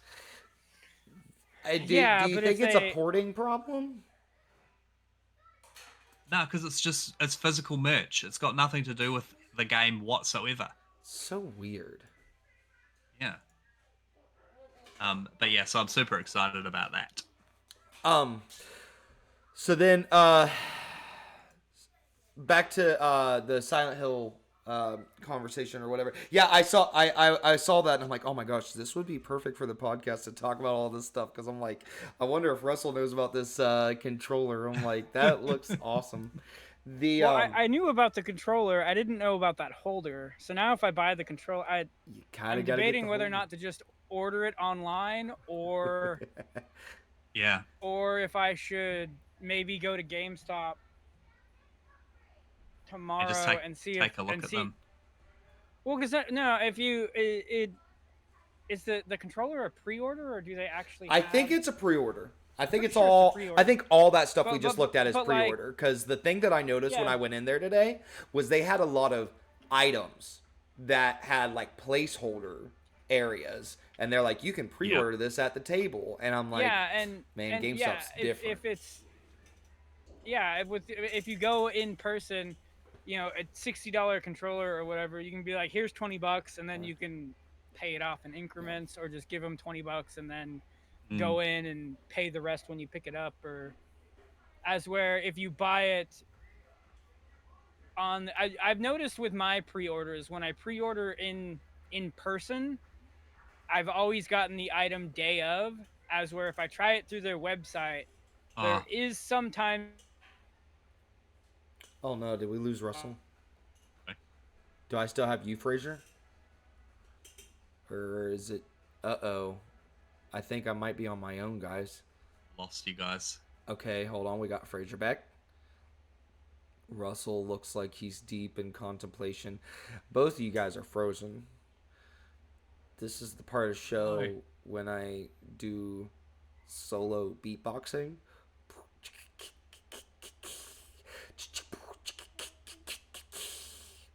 I'm filling up the noise. Oh, there we go. I lost you guys. That was weird. Like, completely lost you. Okay, well, I can hear Fraser again. Okay, I think Could you everything's guys back hear now. me? What Yeah. the fuck was that? That was so weird. That just I heard you say something about filling in the noise. I hate myself and I want to die. That's did we lose connection to everyone, and Nathan was just there by Yep. himself? I think. I was just there by myself, and I yeah. was like, "This is the part of the show where I beatbox." Yeah, it was awesome. It was awful. It was awful. I really missed you guys. It was dark. It was lonely. Russell, what were you saying? You said something about What the fuck? Bluetooth dongle. Sorry, now I'm looking This at the episode controller is on a GameStop. mess. Can I just... No, sorry. I got the controller pulled up on the GameStop website, and it says connects to PC via a Bluetooth dongle. That Really? do they mean a 2.4 gigahertz dongle? Because why, if it's Bluetooth, why would that has to be a typo or someone's mistaken. That can't be right. No, what I was saying, I think with GameStop is I've never had an issue with pre-ordering in person, and then ordering off their website. Sometimes I've had stuff come like 4 or 5 days late, and I wanted to get a Resident Evil 4 collector's edition for Xbox, and those were sold out like within a couple hours, I think. And then I heard later the GameStop had sold too many, and they started canceling people's pre-orders randomly, and you could only get them at GameStop. Gee whiz. So yeah, so even if you and I don't know how that situation would have worked in person, but I've never had any issues when I pre-ordered in person. So I haven't either until Space Marine. So I pre-ordered Space Marine. I got the steel box edition. I went in to get it on Friday, and they couldn't find it. Oh my gosh! Like, I got the text message saying, "Hey, your thing's ready to collect," and I was like, "Great." And I fucking walk into the store, and I was like, "Look, my thing's ready," and they're like, "We don't know where it is." Like, what do you mean? What do you mean you don't know where it is? And so they spent ages looking for it, and I was like, I'm not gonna stand here and wait for you. Like, just call me when you find it. And then it got to about 7:30 at night, and they hadn't called. So weird. So I called them, and I was like, "Hey, I came in late. You couldn't find my thing. Did you find it?" And they're like, "Oh yeah." Stop. Did no one call you? And I was like, "No, nobody called me. Oh, for Pete's sake! I'm coming down now to get it." So you get to see Fraser turn into a Karen. That's right. Look totally here. Nah, I'm very respectable. Was this at eBay Games? Was this at eBay Games? No, this was JB Hi-Fi. Oh, okay. Yeah. Have no idea what. So I assume that's just like local business then. Yeah, it's like in Australia. Look at you supporting local businesses. Right? Yeah, gotta. See, no, because like I don't know what's going on, but all of a sudden, in the last kind of 8 months, Australia has just stopped receiving special editions of stuff. It's like, so lame. I swear last year I could go down to EB Games or JB Hi-Fi and buy a special edition with a statue and a blah blah blah blah blah. But now there's nothing. Like the Space Marine special edition, it's not even available in Australia to buy. I couldn't even buy it online. They wouldn't ship it to Australia. That's such a bummer. Yeah, so all of a sudden it's gone from like, it's been good for my wallet, but at the same time, like there's some cool stuff that I want to get that I just can't get because I live in a stupid country. Stupid country. Your stupid lack of statues. Right? God damn it. That's amazing. Hey, see, that's kind of why I wonder if, because you were able to pre-order Assassin's Creed Shadows, so I would, through EB Games, so I would assume you'd be able to get this Silent Hill stuff through there as well. So EB Games is GameStop, is it?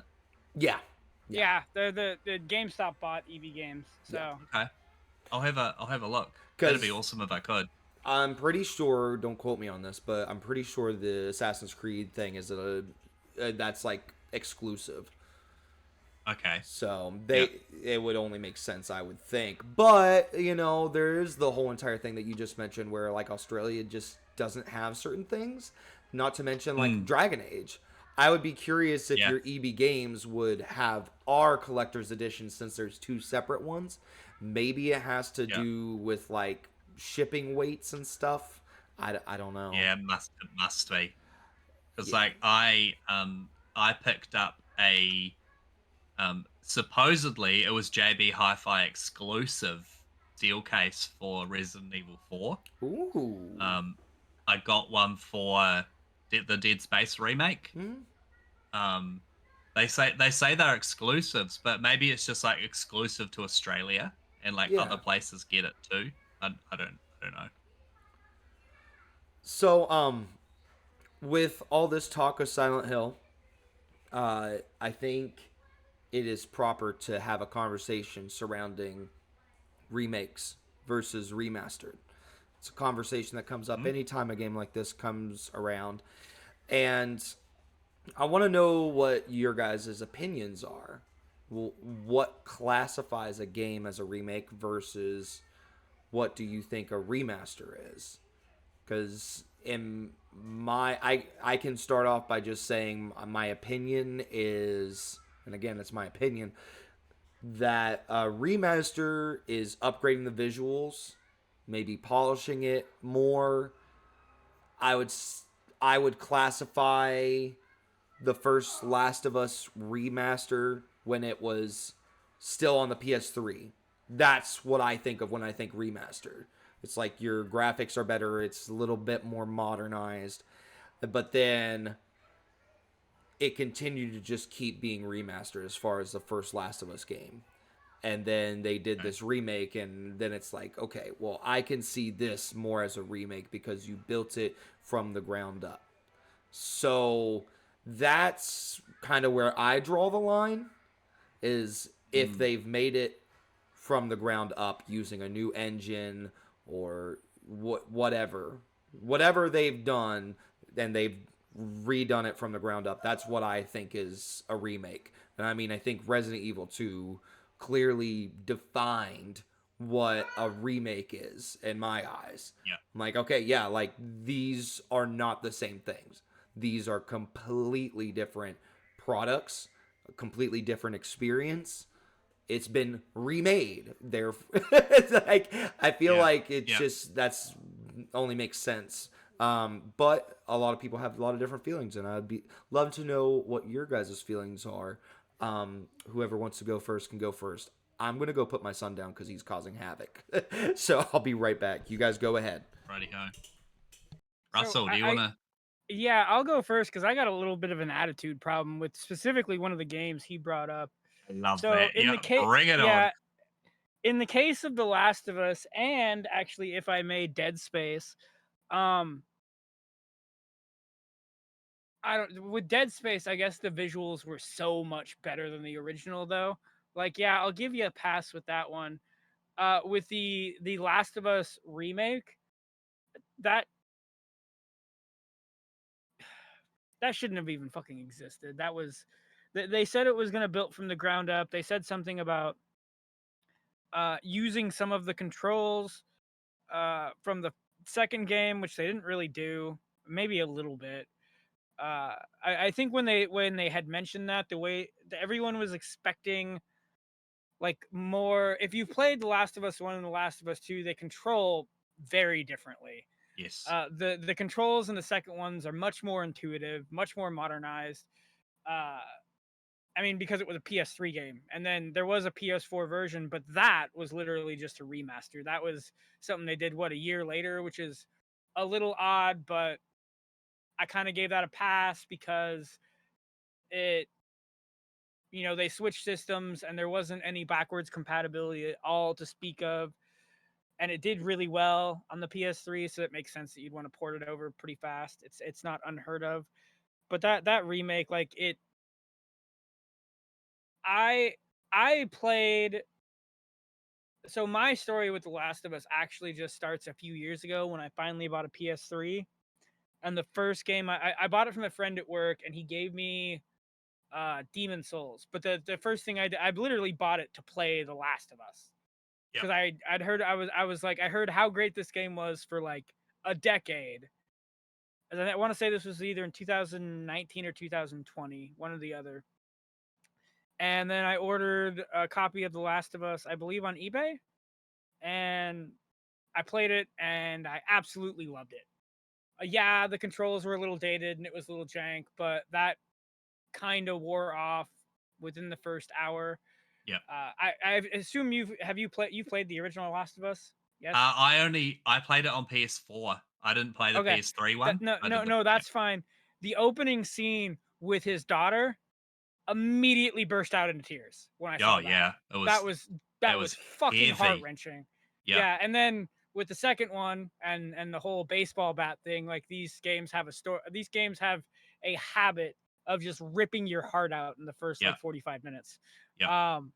But as far as that remake, like that, they say they built that from the ground up and whatnot. You compare the remaster, the PS4 version, and the remake, like I guess you built it from the ground up because you say you did, but if you told me it was just an upgrade in visuals, like I couldn't really tell a difference. Like as far as the way it felt. I have the remake on Steam, and I've played the original Pia, and there's definitely less jank, but like supposedly there was improved AI, and I don't really see it, to be honest. Yeah. The AI seemed just as jank and stupid as it did in the original. maybe a little better. Yeah. So yeah, that's my axe to grind with that.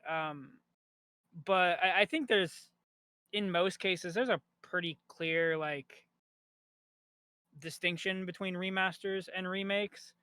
And then there's situations, I hate to pick on Konami, but there's situations where like you do a Metal Gear Solid collection for modern consoles, and it's literally just a port of what you did on the PS3 and the Xbox 360, I believe, which that was dumb, but that was kind of a cash grab.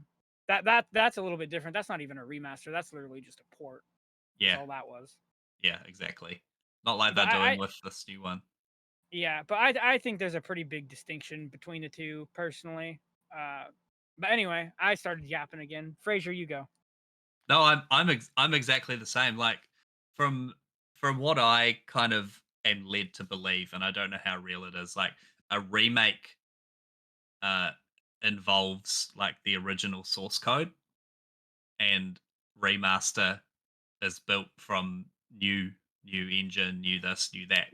Kind of like I think you got those backwards. Remaster? You had said a remaster was built from the ground up, and and a remake involved the original source code. So remaster is original source code. Yeah.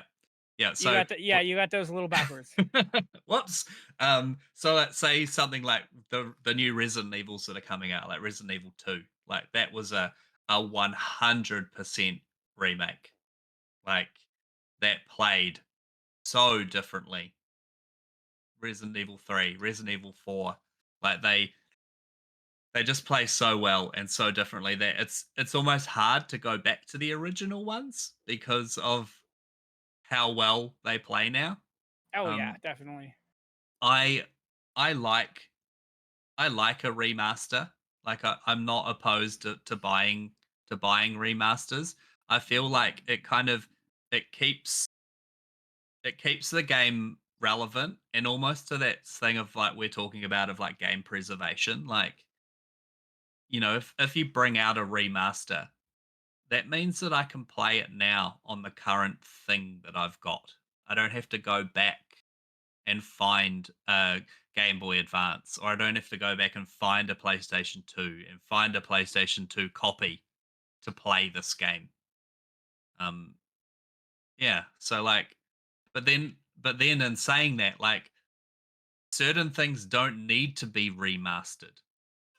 Like I feel like it's also a bit of a cash grab as well. Like Alan Wake, for instance, like you know, Alan Wake was fantastic, and then they did a remastered that just like looked a little bit better. Like it just Given that it was almost a decade later, well, actually, it definitely was a decade later. Yeah. I Yeah. felt like there could have been way more done to improve on They it. could have, like, I would have preferred a remake of that. Put Would the, have been great. put, especially if like we've gone on to see how good Alan Wake 2 was. Man, if they rebuilt one in the engine of 2, I'd buy that again at full price. Hell yeah, I would. But like, we've got things like Lollipop Chainsaw coming out remastered. Um, I it's been on my list of things that I've been looking at getting like for the 360, but it's $150, $200 for a secondhand copy of Lollipop Oh Chainsaw. my gosh. Now The original or yeah, the original. Yeah. I would just get the so I don't know. I mean, I don't know how much like updated visuals and stuff this newer version's gonna have, but Mm. like, and I know some people were a little worried about them censoring some stuff, like they're apparently doing in Dead Rising. I don't know if y'all saw this or not, but they have announced that Lollipop Chainsaw Massacre will have a I think they called it a normal mode or something. It's going to be uncensored. It's going to be Yeah. the original game basically. Yeah. So, But yeah, Okay. see, like that's where I was going with that. It was like, I don't need to now buy a $200 secondhand copy of a 15-year-old game or 10-year-old game, because they've remastered it. I'm gonna play it and I'm gonna enjoy it. Mhm. So it's kind of keeping these old games relevant. That, like, I'm not gonna. Yep. Might be $50. I can do that. I can't justify $200 for a Yeah. secondhand game. Yep. I agree. I do think relevancy is a good point. And something, we were talking earlier at the beginning of the show about the age group that's watching this. So everybody watching this should be able to relate to this. It's that thing of 10 years ago is a long time when it comes to video games. Like, okay, I feel like I might have even told this story before on this podcast, but I'll tell it again. I had this maintenance guy come to my house, and I've got a shrine above my monitor here of Mass Effect stuff. I got a helmet, I've got the poster of the Legendary Edition, I've got the Omni Blade. That way, anybody who comes into my home knows that's top game, right? And and he came in. He's like, "Oh yeah, you like Mass Effect, huh?" And I was like, "Yeah." And he's like, my dad played that." And I was like, "Oh, you haven't though?" And he's like, "No." And I didn't think My much dad of played this. that. Yeah, exactly. I didn't think anything of it at the time. And then like 24 hours later, me and Megan were watching a show. I paused it and I was like, "My dad played that? What the fuck does that mean?" and so she's like, "Yeah, you're getting old." And I was like, "I'm not that old." I was like, "It can't be that old." And I was like, the third game came out in 2013. So then I just kept thinking about like the significance of that, right?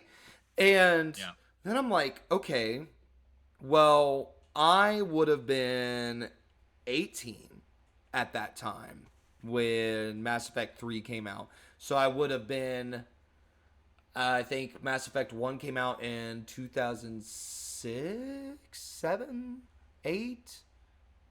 Was it 8? I think it's 8. But anyways, yeah, I think Mass Effect 1 came out in 2008. So then I would have been below the mature age, right? I wouldn't have been able to go to GameStop and buy it myself, save up my birthday money and walk into the store by myself and say, "I want Mass Effect." So I would need my parents to be able to get it for me. So even I probably, given stricter standards by my parents, I probably wouldn't have been able to play the first game. So, and that's me. So then I'm like, okay, well, I guess, yeah, if you are 8 years younger than me, you're probably already out of the loop of Mass Effect, right? Like, that's not that much younger. I mean, kids, people in their early 20s right now or if you're in college or high school, yeah, Mass Effect's a dad game. So Well, that's it. Because like, I'm old enough to have like a 20-year-old kid. I yeah, don't, yeah. but I'm old enough to have that. Mm. And so yeah, exactly. Like if someone is 20 and they're like, that, yeah, my dad, yeah, like, Yeah. it's brutal. I Yeah. hate that. I know, right? I'm like, it's not that long ago, but then I'm like, I guess Oh, so. but It's a generational it is. difference. It is.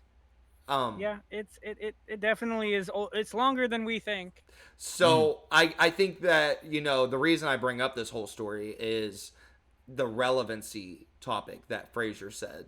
It's like, yeah, did we really need cuz the first game was more so remastered than the other two, right? But the other two were still just kind of somewhat. I would compare Mass Effect 2 and 3 to the Alan Wake remastered because there was just that little difference in my opinion.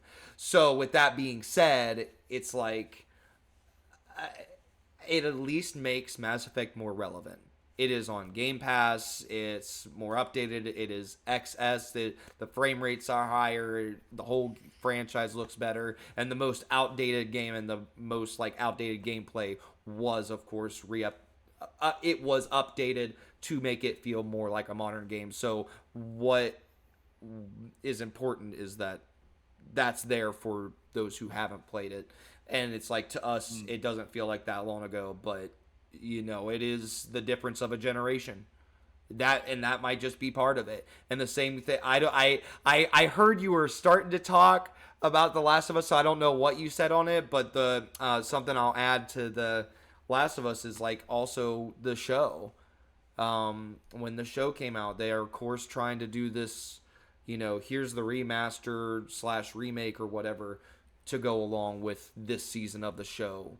So I mean that also plays a part. So I think I think relevancy is something that's super important when we start to look at why are they making this? Why are they doing this? Because it feels pointless. Well, Oh yeah. While you were gone, I kind of shit on The Last of Us Part One remake. Yeah, yeah. I definitely it's deserving. Basically what to paraphrase it, like they called it a remake, and I'm gonna go ahead and take them at their word. But if you told me it was a remaster, I would have believed you. Mm-hmm. I don't. They claimed updated control schemes. It didn't seem like they did a whole lot with that. They claimed the AI was more improved. I thought it was just as dumb as it was in the PS1 version or PS3 version, excuse me. So I still love the games and I have the remake on Steam, but like they ported it to PC and then I think I waited till it was like 35 or 40 bucks before I bought it. I wasn't paying full price for that. It was I guess like such a shit show when it dropped, Yeah. we were talking about Lollipop Chainsaw in the Discord, and I was surprised at like how many people didn't even know what it was. So Yeah. like now, like, doing a remaster of it, I would assume that the cost of a remaster will be significantly less than a remake. So and then like again, like you go into it and you're like, who even owns this now? Like I listened to a podcast. I can't even remember the company, but they were the company that was behind like the new Doom, the stuff that's the Doom 1 and Doom 2 like coming ID to. Software? Nah, it was like um Necro Nighttime or something. Huh. Doesn't matter. But it's like they are going around and trying to find all these old games to bring them to the new audience. And they're saying like half the battle is just trying to figure out who owns parts of it. Yeah. There are games that are lost to time because of the IP where like who owns them isn't a. Since we're gonna do an episode about game preservation, I don't know how much I want to get into this, but there are games Yeah. there are games where the IP holder is dead, they're gone. And so how do you? Yeah. So how do you? Yeah, how do you? I mean, I guess you could just do it, but then you risk getting sued by who knows who at that point. Someone, Yeah. yeah, yeah. But yeah, so like that, and then like Russell was saying about like the Metal Gear Solid ports that just came out. Like now, I don't have to go and buy a PlayStation to play the first Metal Gear Solid. I can play it now on my Xbox One X, whatever the fuck it's called. Like it's The names it's are so annoying. bad. Yeah, right. Like it's annoying that I have to go out and pay money for things that I've already paid money for. But True. it's the ease of it. Like the ease of it is, we're paying for that now. Of like, See, you brought those words up. You said it's annoying. I have to pay for something I've already paid for, and my mind immediately goes to Nintendo. It immediately goes to Nintendo. yeah, You fuckers with your I bought it on the NES and then I bought it on the virtual console and now I have to pay for your stupid subscription service. Keep Yeah. buying it though. Yeah. Everybody Yeah. just keeps buying it, and That's what are right. you gonna do? It is a necessity. Listen, you call yourself a human being, but you don't have a copy of Mario Kart playable in your house at all times. Like, are you even human? You know what I mean? You gotta have that. And so they're gonna resell you Mario Kart 8 101,000 times. They're gonna come out with the Super Nintendo Switch 2. And guess what? Mario Kart 8 Super Duper Wahoo Edition. Yeah, with all the skins and all the skins. Are there Sons of are there bitches. any games that either of you would love to see a remaster or a remake? Is this Fraser's question corner? Nah, it's not. It's just something that like, because like, you know how at the moment everyone's freaking out about like the Transformers, the War of Cybertron and Fall of Cybertron. Like all of a sudden they're on the Xbox store again. You can't do anything with it, but they're there. Huh. And so everyone's like freaking out about like, oh my god, are these going to be available to play again? Huh. I missed this news. Yes. I wondered why you would send a picture of your copy to the group chat, because I was like, yeah. Why Well, because someone was like, you can download, is it War or Fall? One of them, the second one. You can download the second one like on the Xbox store right now. Okay. But you can't open it. Okay. So I don't know if that's because something's coming or something's happening. Probably. There'll be some sort of like licensing thing. So what it's Hasbro's got all the stuff for Transformers. As soon as they say do it, I'm sure the floodgates will open. Right. So I have two answers to that. One of them is somewhat realistic. It's Marvel's Ultimate Alliance. Ooh, that copy is worth a lot of money, isn't it? No, this isn't the one with the DLC. The one with the DLC on disc is worth a shitload of money. So Marvel's Ultimate Alliance 1 and 2, Microsoft, figure that shit out. Right. I know Spider-Man could be a hiccup. I'm not Just sure. remove Spider-Man. No one cares about him anyway. You literally can't do that with the second game. The second game is literally his story. It's about Spider-Man, right? Yeah. So the second, I say that because that's realistic. My second answer is completely unrealistic. It'll never work because it's a fucking licensing nightmare. For various reasons. I was a giant. So growing up, if you had an N64, some people played Mario Kart, some people played sports games. Me and my friends played wrestling games. So like WCW versus NWO Revenge, WCW World Tour, WWF WrestleMania 2000, and WWF No Mercy. Those were the four, and I actually don't know that wrestling games have ever been better than those four games. Particularly WrestleMania 2000 and No Mercy. Figuring that out, I imagine, would be a goddamn nightmare because you got I don't know what the number is. Let's pretend that one of the games has 50 wrestlers in it. You got to figure out how to pay them for it. It's a game that's exclusive to a Nintendo property, so they got to figure that out. And I imagine they were done with THQ, which isn't even the same THQ anymore. They were also done with a company. The name is escaping me. They just helped with the recent AEW game, which was a disaster too. What was the one that had the insane clown posse on the cover? I remember playing that one. That was a backyard. That was on the original Xbox. That was one of the backyard wrestling games, I believe. Yeah, I remember playing that one. Yeah, that was more of a fighting game than a wrestling game. Okay, I know what you're talking about. Yeah.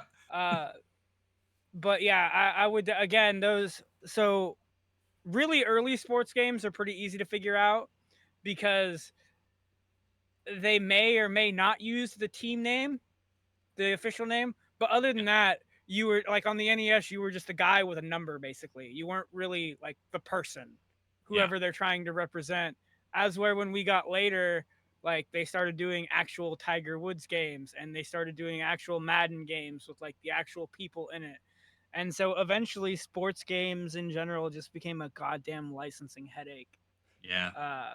And so those 64 wrestling games, I loved them, but like it's not realistic to think we'll ever that you're not going to see those games on like the Nintendo Switch Online. You're just not.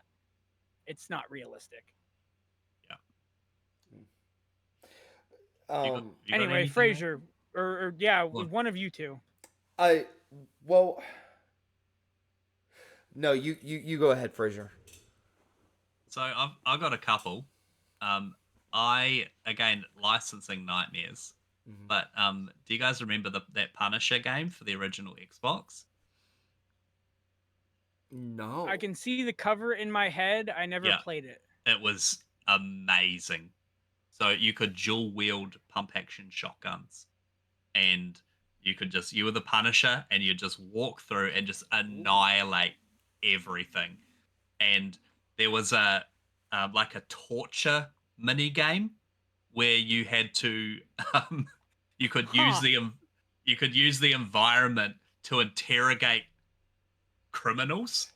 Like you could push their head through a window and like just slam the windowsill on their head. There was one where you could like dangle them over a tank of piranhas, and like you had to like dip them in and then pull them out, and then dip them in and pull them out. And if you got the timing wrong, like the piranhas just ate their face off. Like it was brutal. Oh my gosh. A lot of fun. So like that, Rockstar. Sorry, choked on my words there because I'm getting excited. Rockstar did The Warriors. They did like a 3D beat 'em up of that 80s movie, The Warriors. I would love one of those. So that Punisher game is actually pretty cheap. Yeah. And apparently it's on the backwards compatibility list for the Xbox 360. Oh, hey, that's cool. Yeah.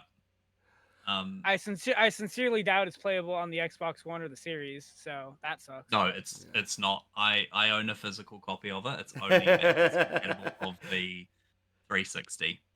Oh. But yeah, the Warriors would be an amazing remaster.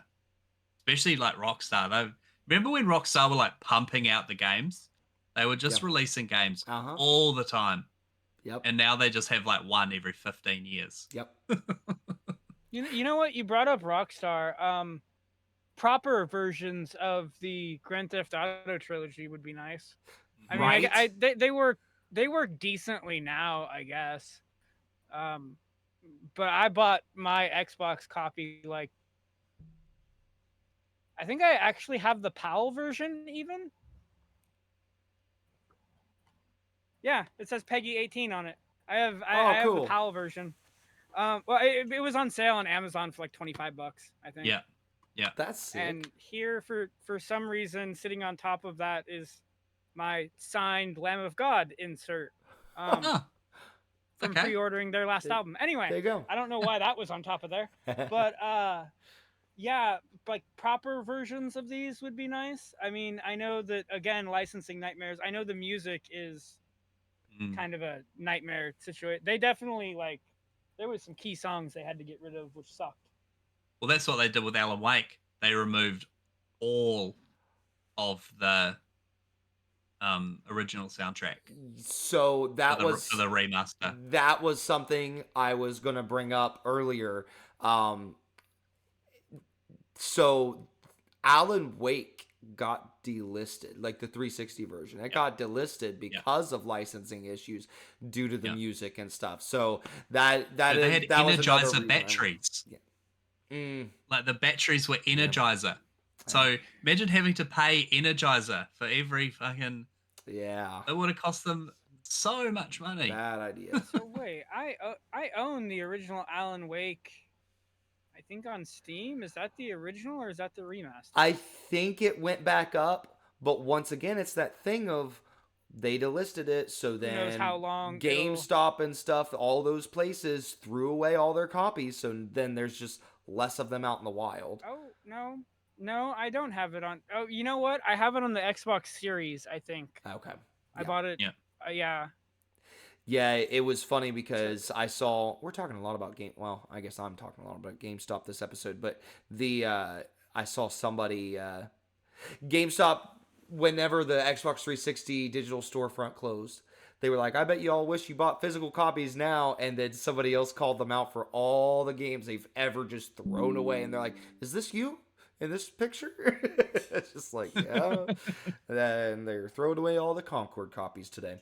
But anyways, I saw a post of someone posting their picture of Concord, and they said like, I've just bought this. Unfortunately, I can't play it till Saturday. And then GameStop had replied with like, we've got some bad news. And like, it's that's like, hilarious. That's brutal. It is brutal, isn't it? Like, I'm wondering if that person was trolling. Well, I swear I've seen the exact same picture from like somebody holding the game in a driver's seat. I've seen the exact same picture circling Twitter. But I have thought of my games though, and gotcha. I think they're spicy ones. Lord of the Rings Conquest. You guys ever play Lord of the Rings Conquest? Yeah. Oh, such a good game. If you've never played Lord of the Rings Conquest, it was Star Wars Battlefront, but for Lord of the Rings. And it was a solid, good time. I really love that game. I have so many great memories playing with my friends with that game. And also Lord of the Rings Battle for Middle-earth. I would love to see that game make a comeback, whether we get a sequel or a remaster. And it's so funny because it's like freaking, what's their names? The assholes who bought the licensing and have been doing Gollum. No, that wasn't. Embracer Group. The Embracer Group. Yeah. They've been sitting there like, oh, we're going to do all these Lord of the Rings games. We're going to exploit Lord of the Rings. Yada, yada, yada. And it's like, y'all made Gollum before even considering doing any remasters of any sorts. Like, you could have just simply updated some graphics, turn on some servers. You would have been good. But no. Was Battle for Middle-earth, was that the like not hero, but like, was that the like action adventure where you like you got to choose? Battle for Middle-earth is the RTSs. Yeah, it was an RTS. What was the one where you got to choose like Gimli or Aragon or Boromir, and then you kind of just fought your way? It was like almost a hack and slash. I think those were just plain and simple. The Two Towers, Return of the King, because that was back in the day when if there was a movie being made, well, we need to make a video game for the movie. Now it's the other way around. People are making movies for video games. And honestly, those Lord of the Rings. So I played those on Game Boy Advance. I don't know what the actual console versions were like, but it was basically Diablo, or like the Baldur's Gate Dark Alliance series, just in Lord of the Rings form. Yeah. So You know what? I'm for that. That's great. That's what I want. Yeah. That's cool. Yeah. Well, What about Jed? Oh yeah, Nathan. no, you go ahead. No, all I was gonna say is it's funny because back then we got licensing games up the ass, and a lot of them were really terrible. Yeah. Like I'm thinking of the Ghost Rider game that was entertaining for like an hour or two, and then it my was God, like it's like, okay, this is Devil May Cry just with a lot less combos and powers. This is boring. Yeah. And that was a lot of like what licensing games were, just like lazier versions of other games. But for some reason those Lord of the Rings games were good. I don't know. Let's see. Brilliant.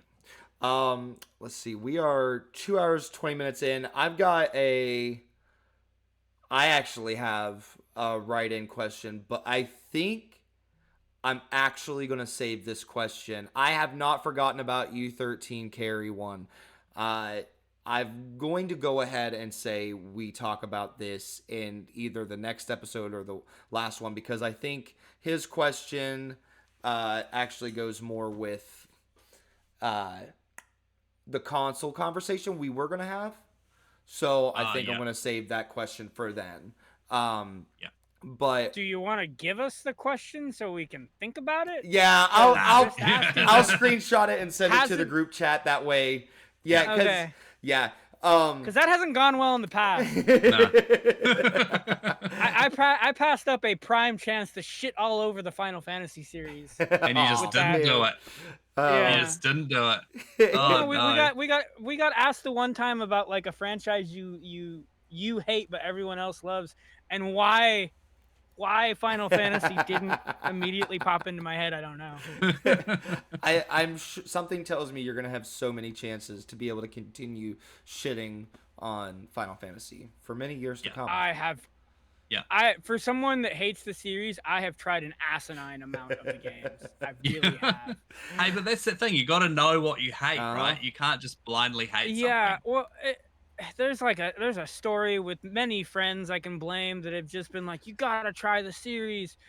They tried 7, tried 8, and I was like, this is fucking boring. And then you gotta try 10, tried it, hated it. You gotta try 10 too, and it just kept going and going and going.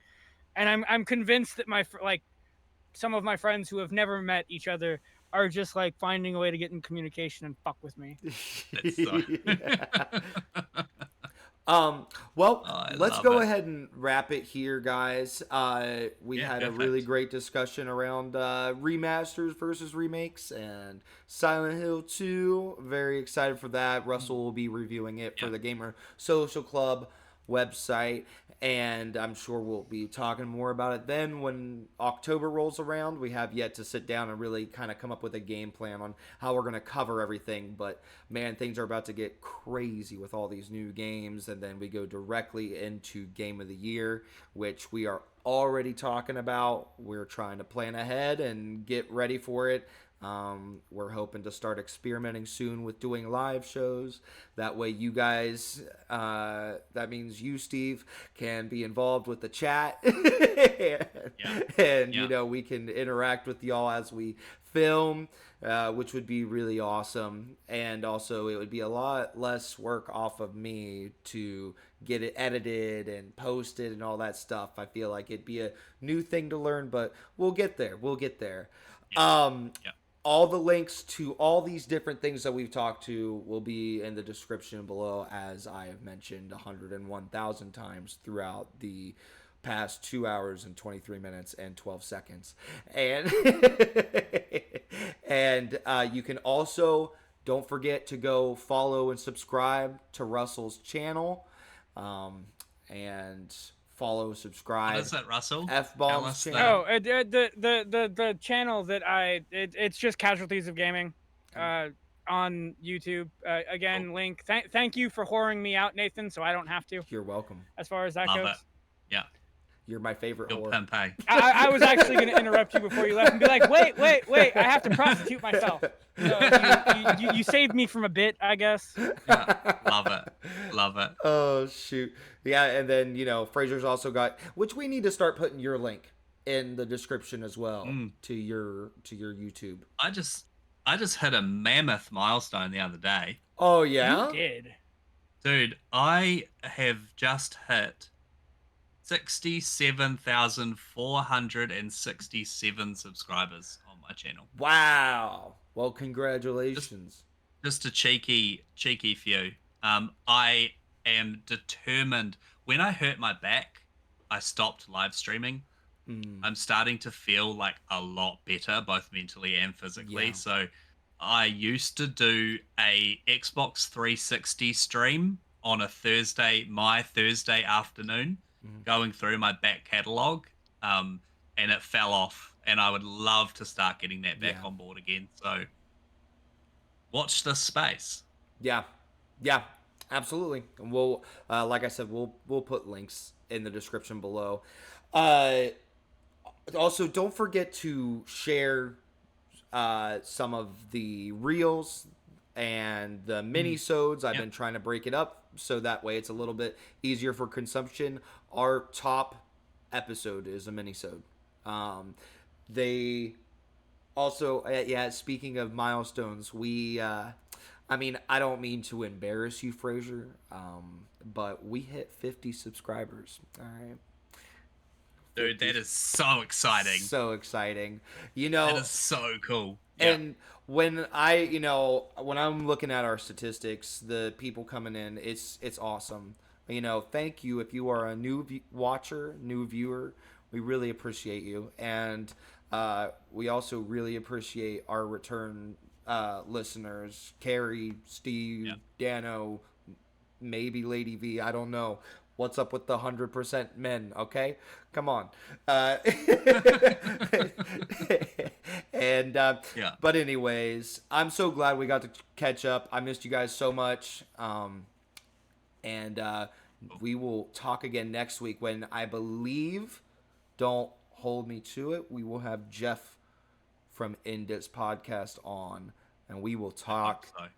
what makes a good gaming console. So you can see where your question comes in now, Carrie, if you're watching. Thank you so much for watching. Have a great day. All right, guys. Peace.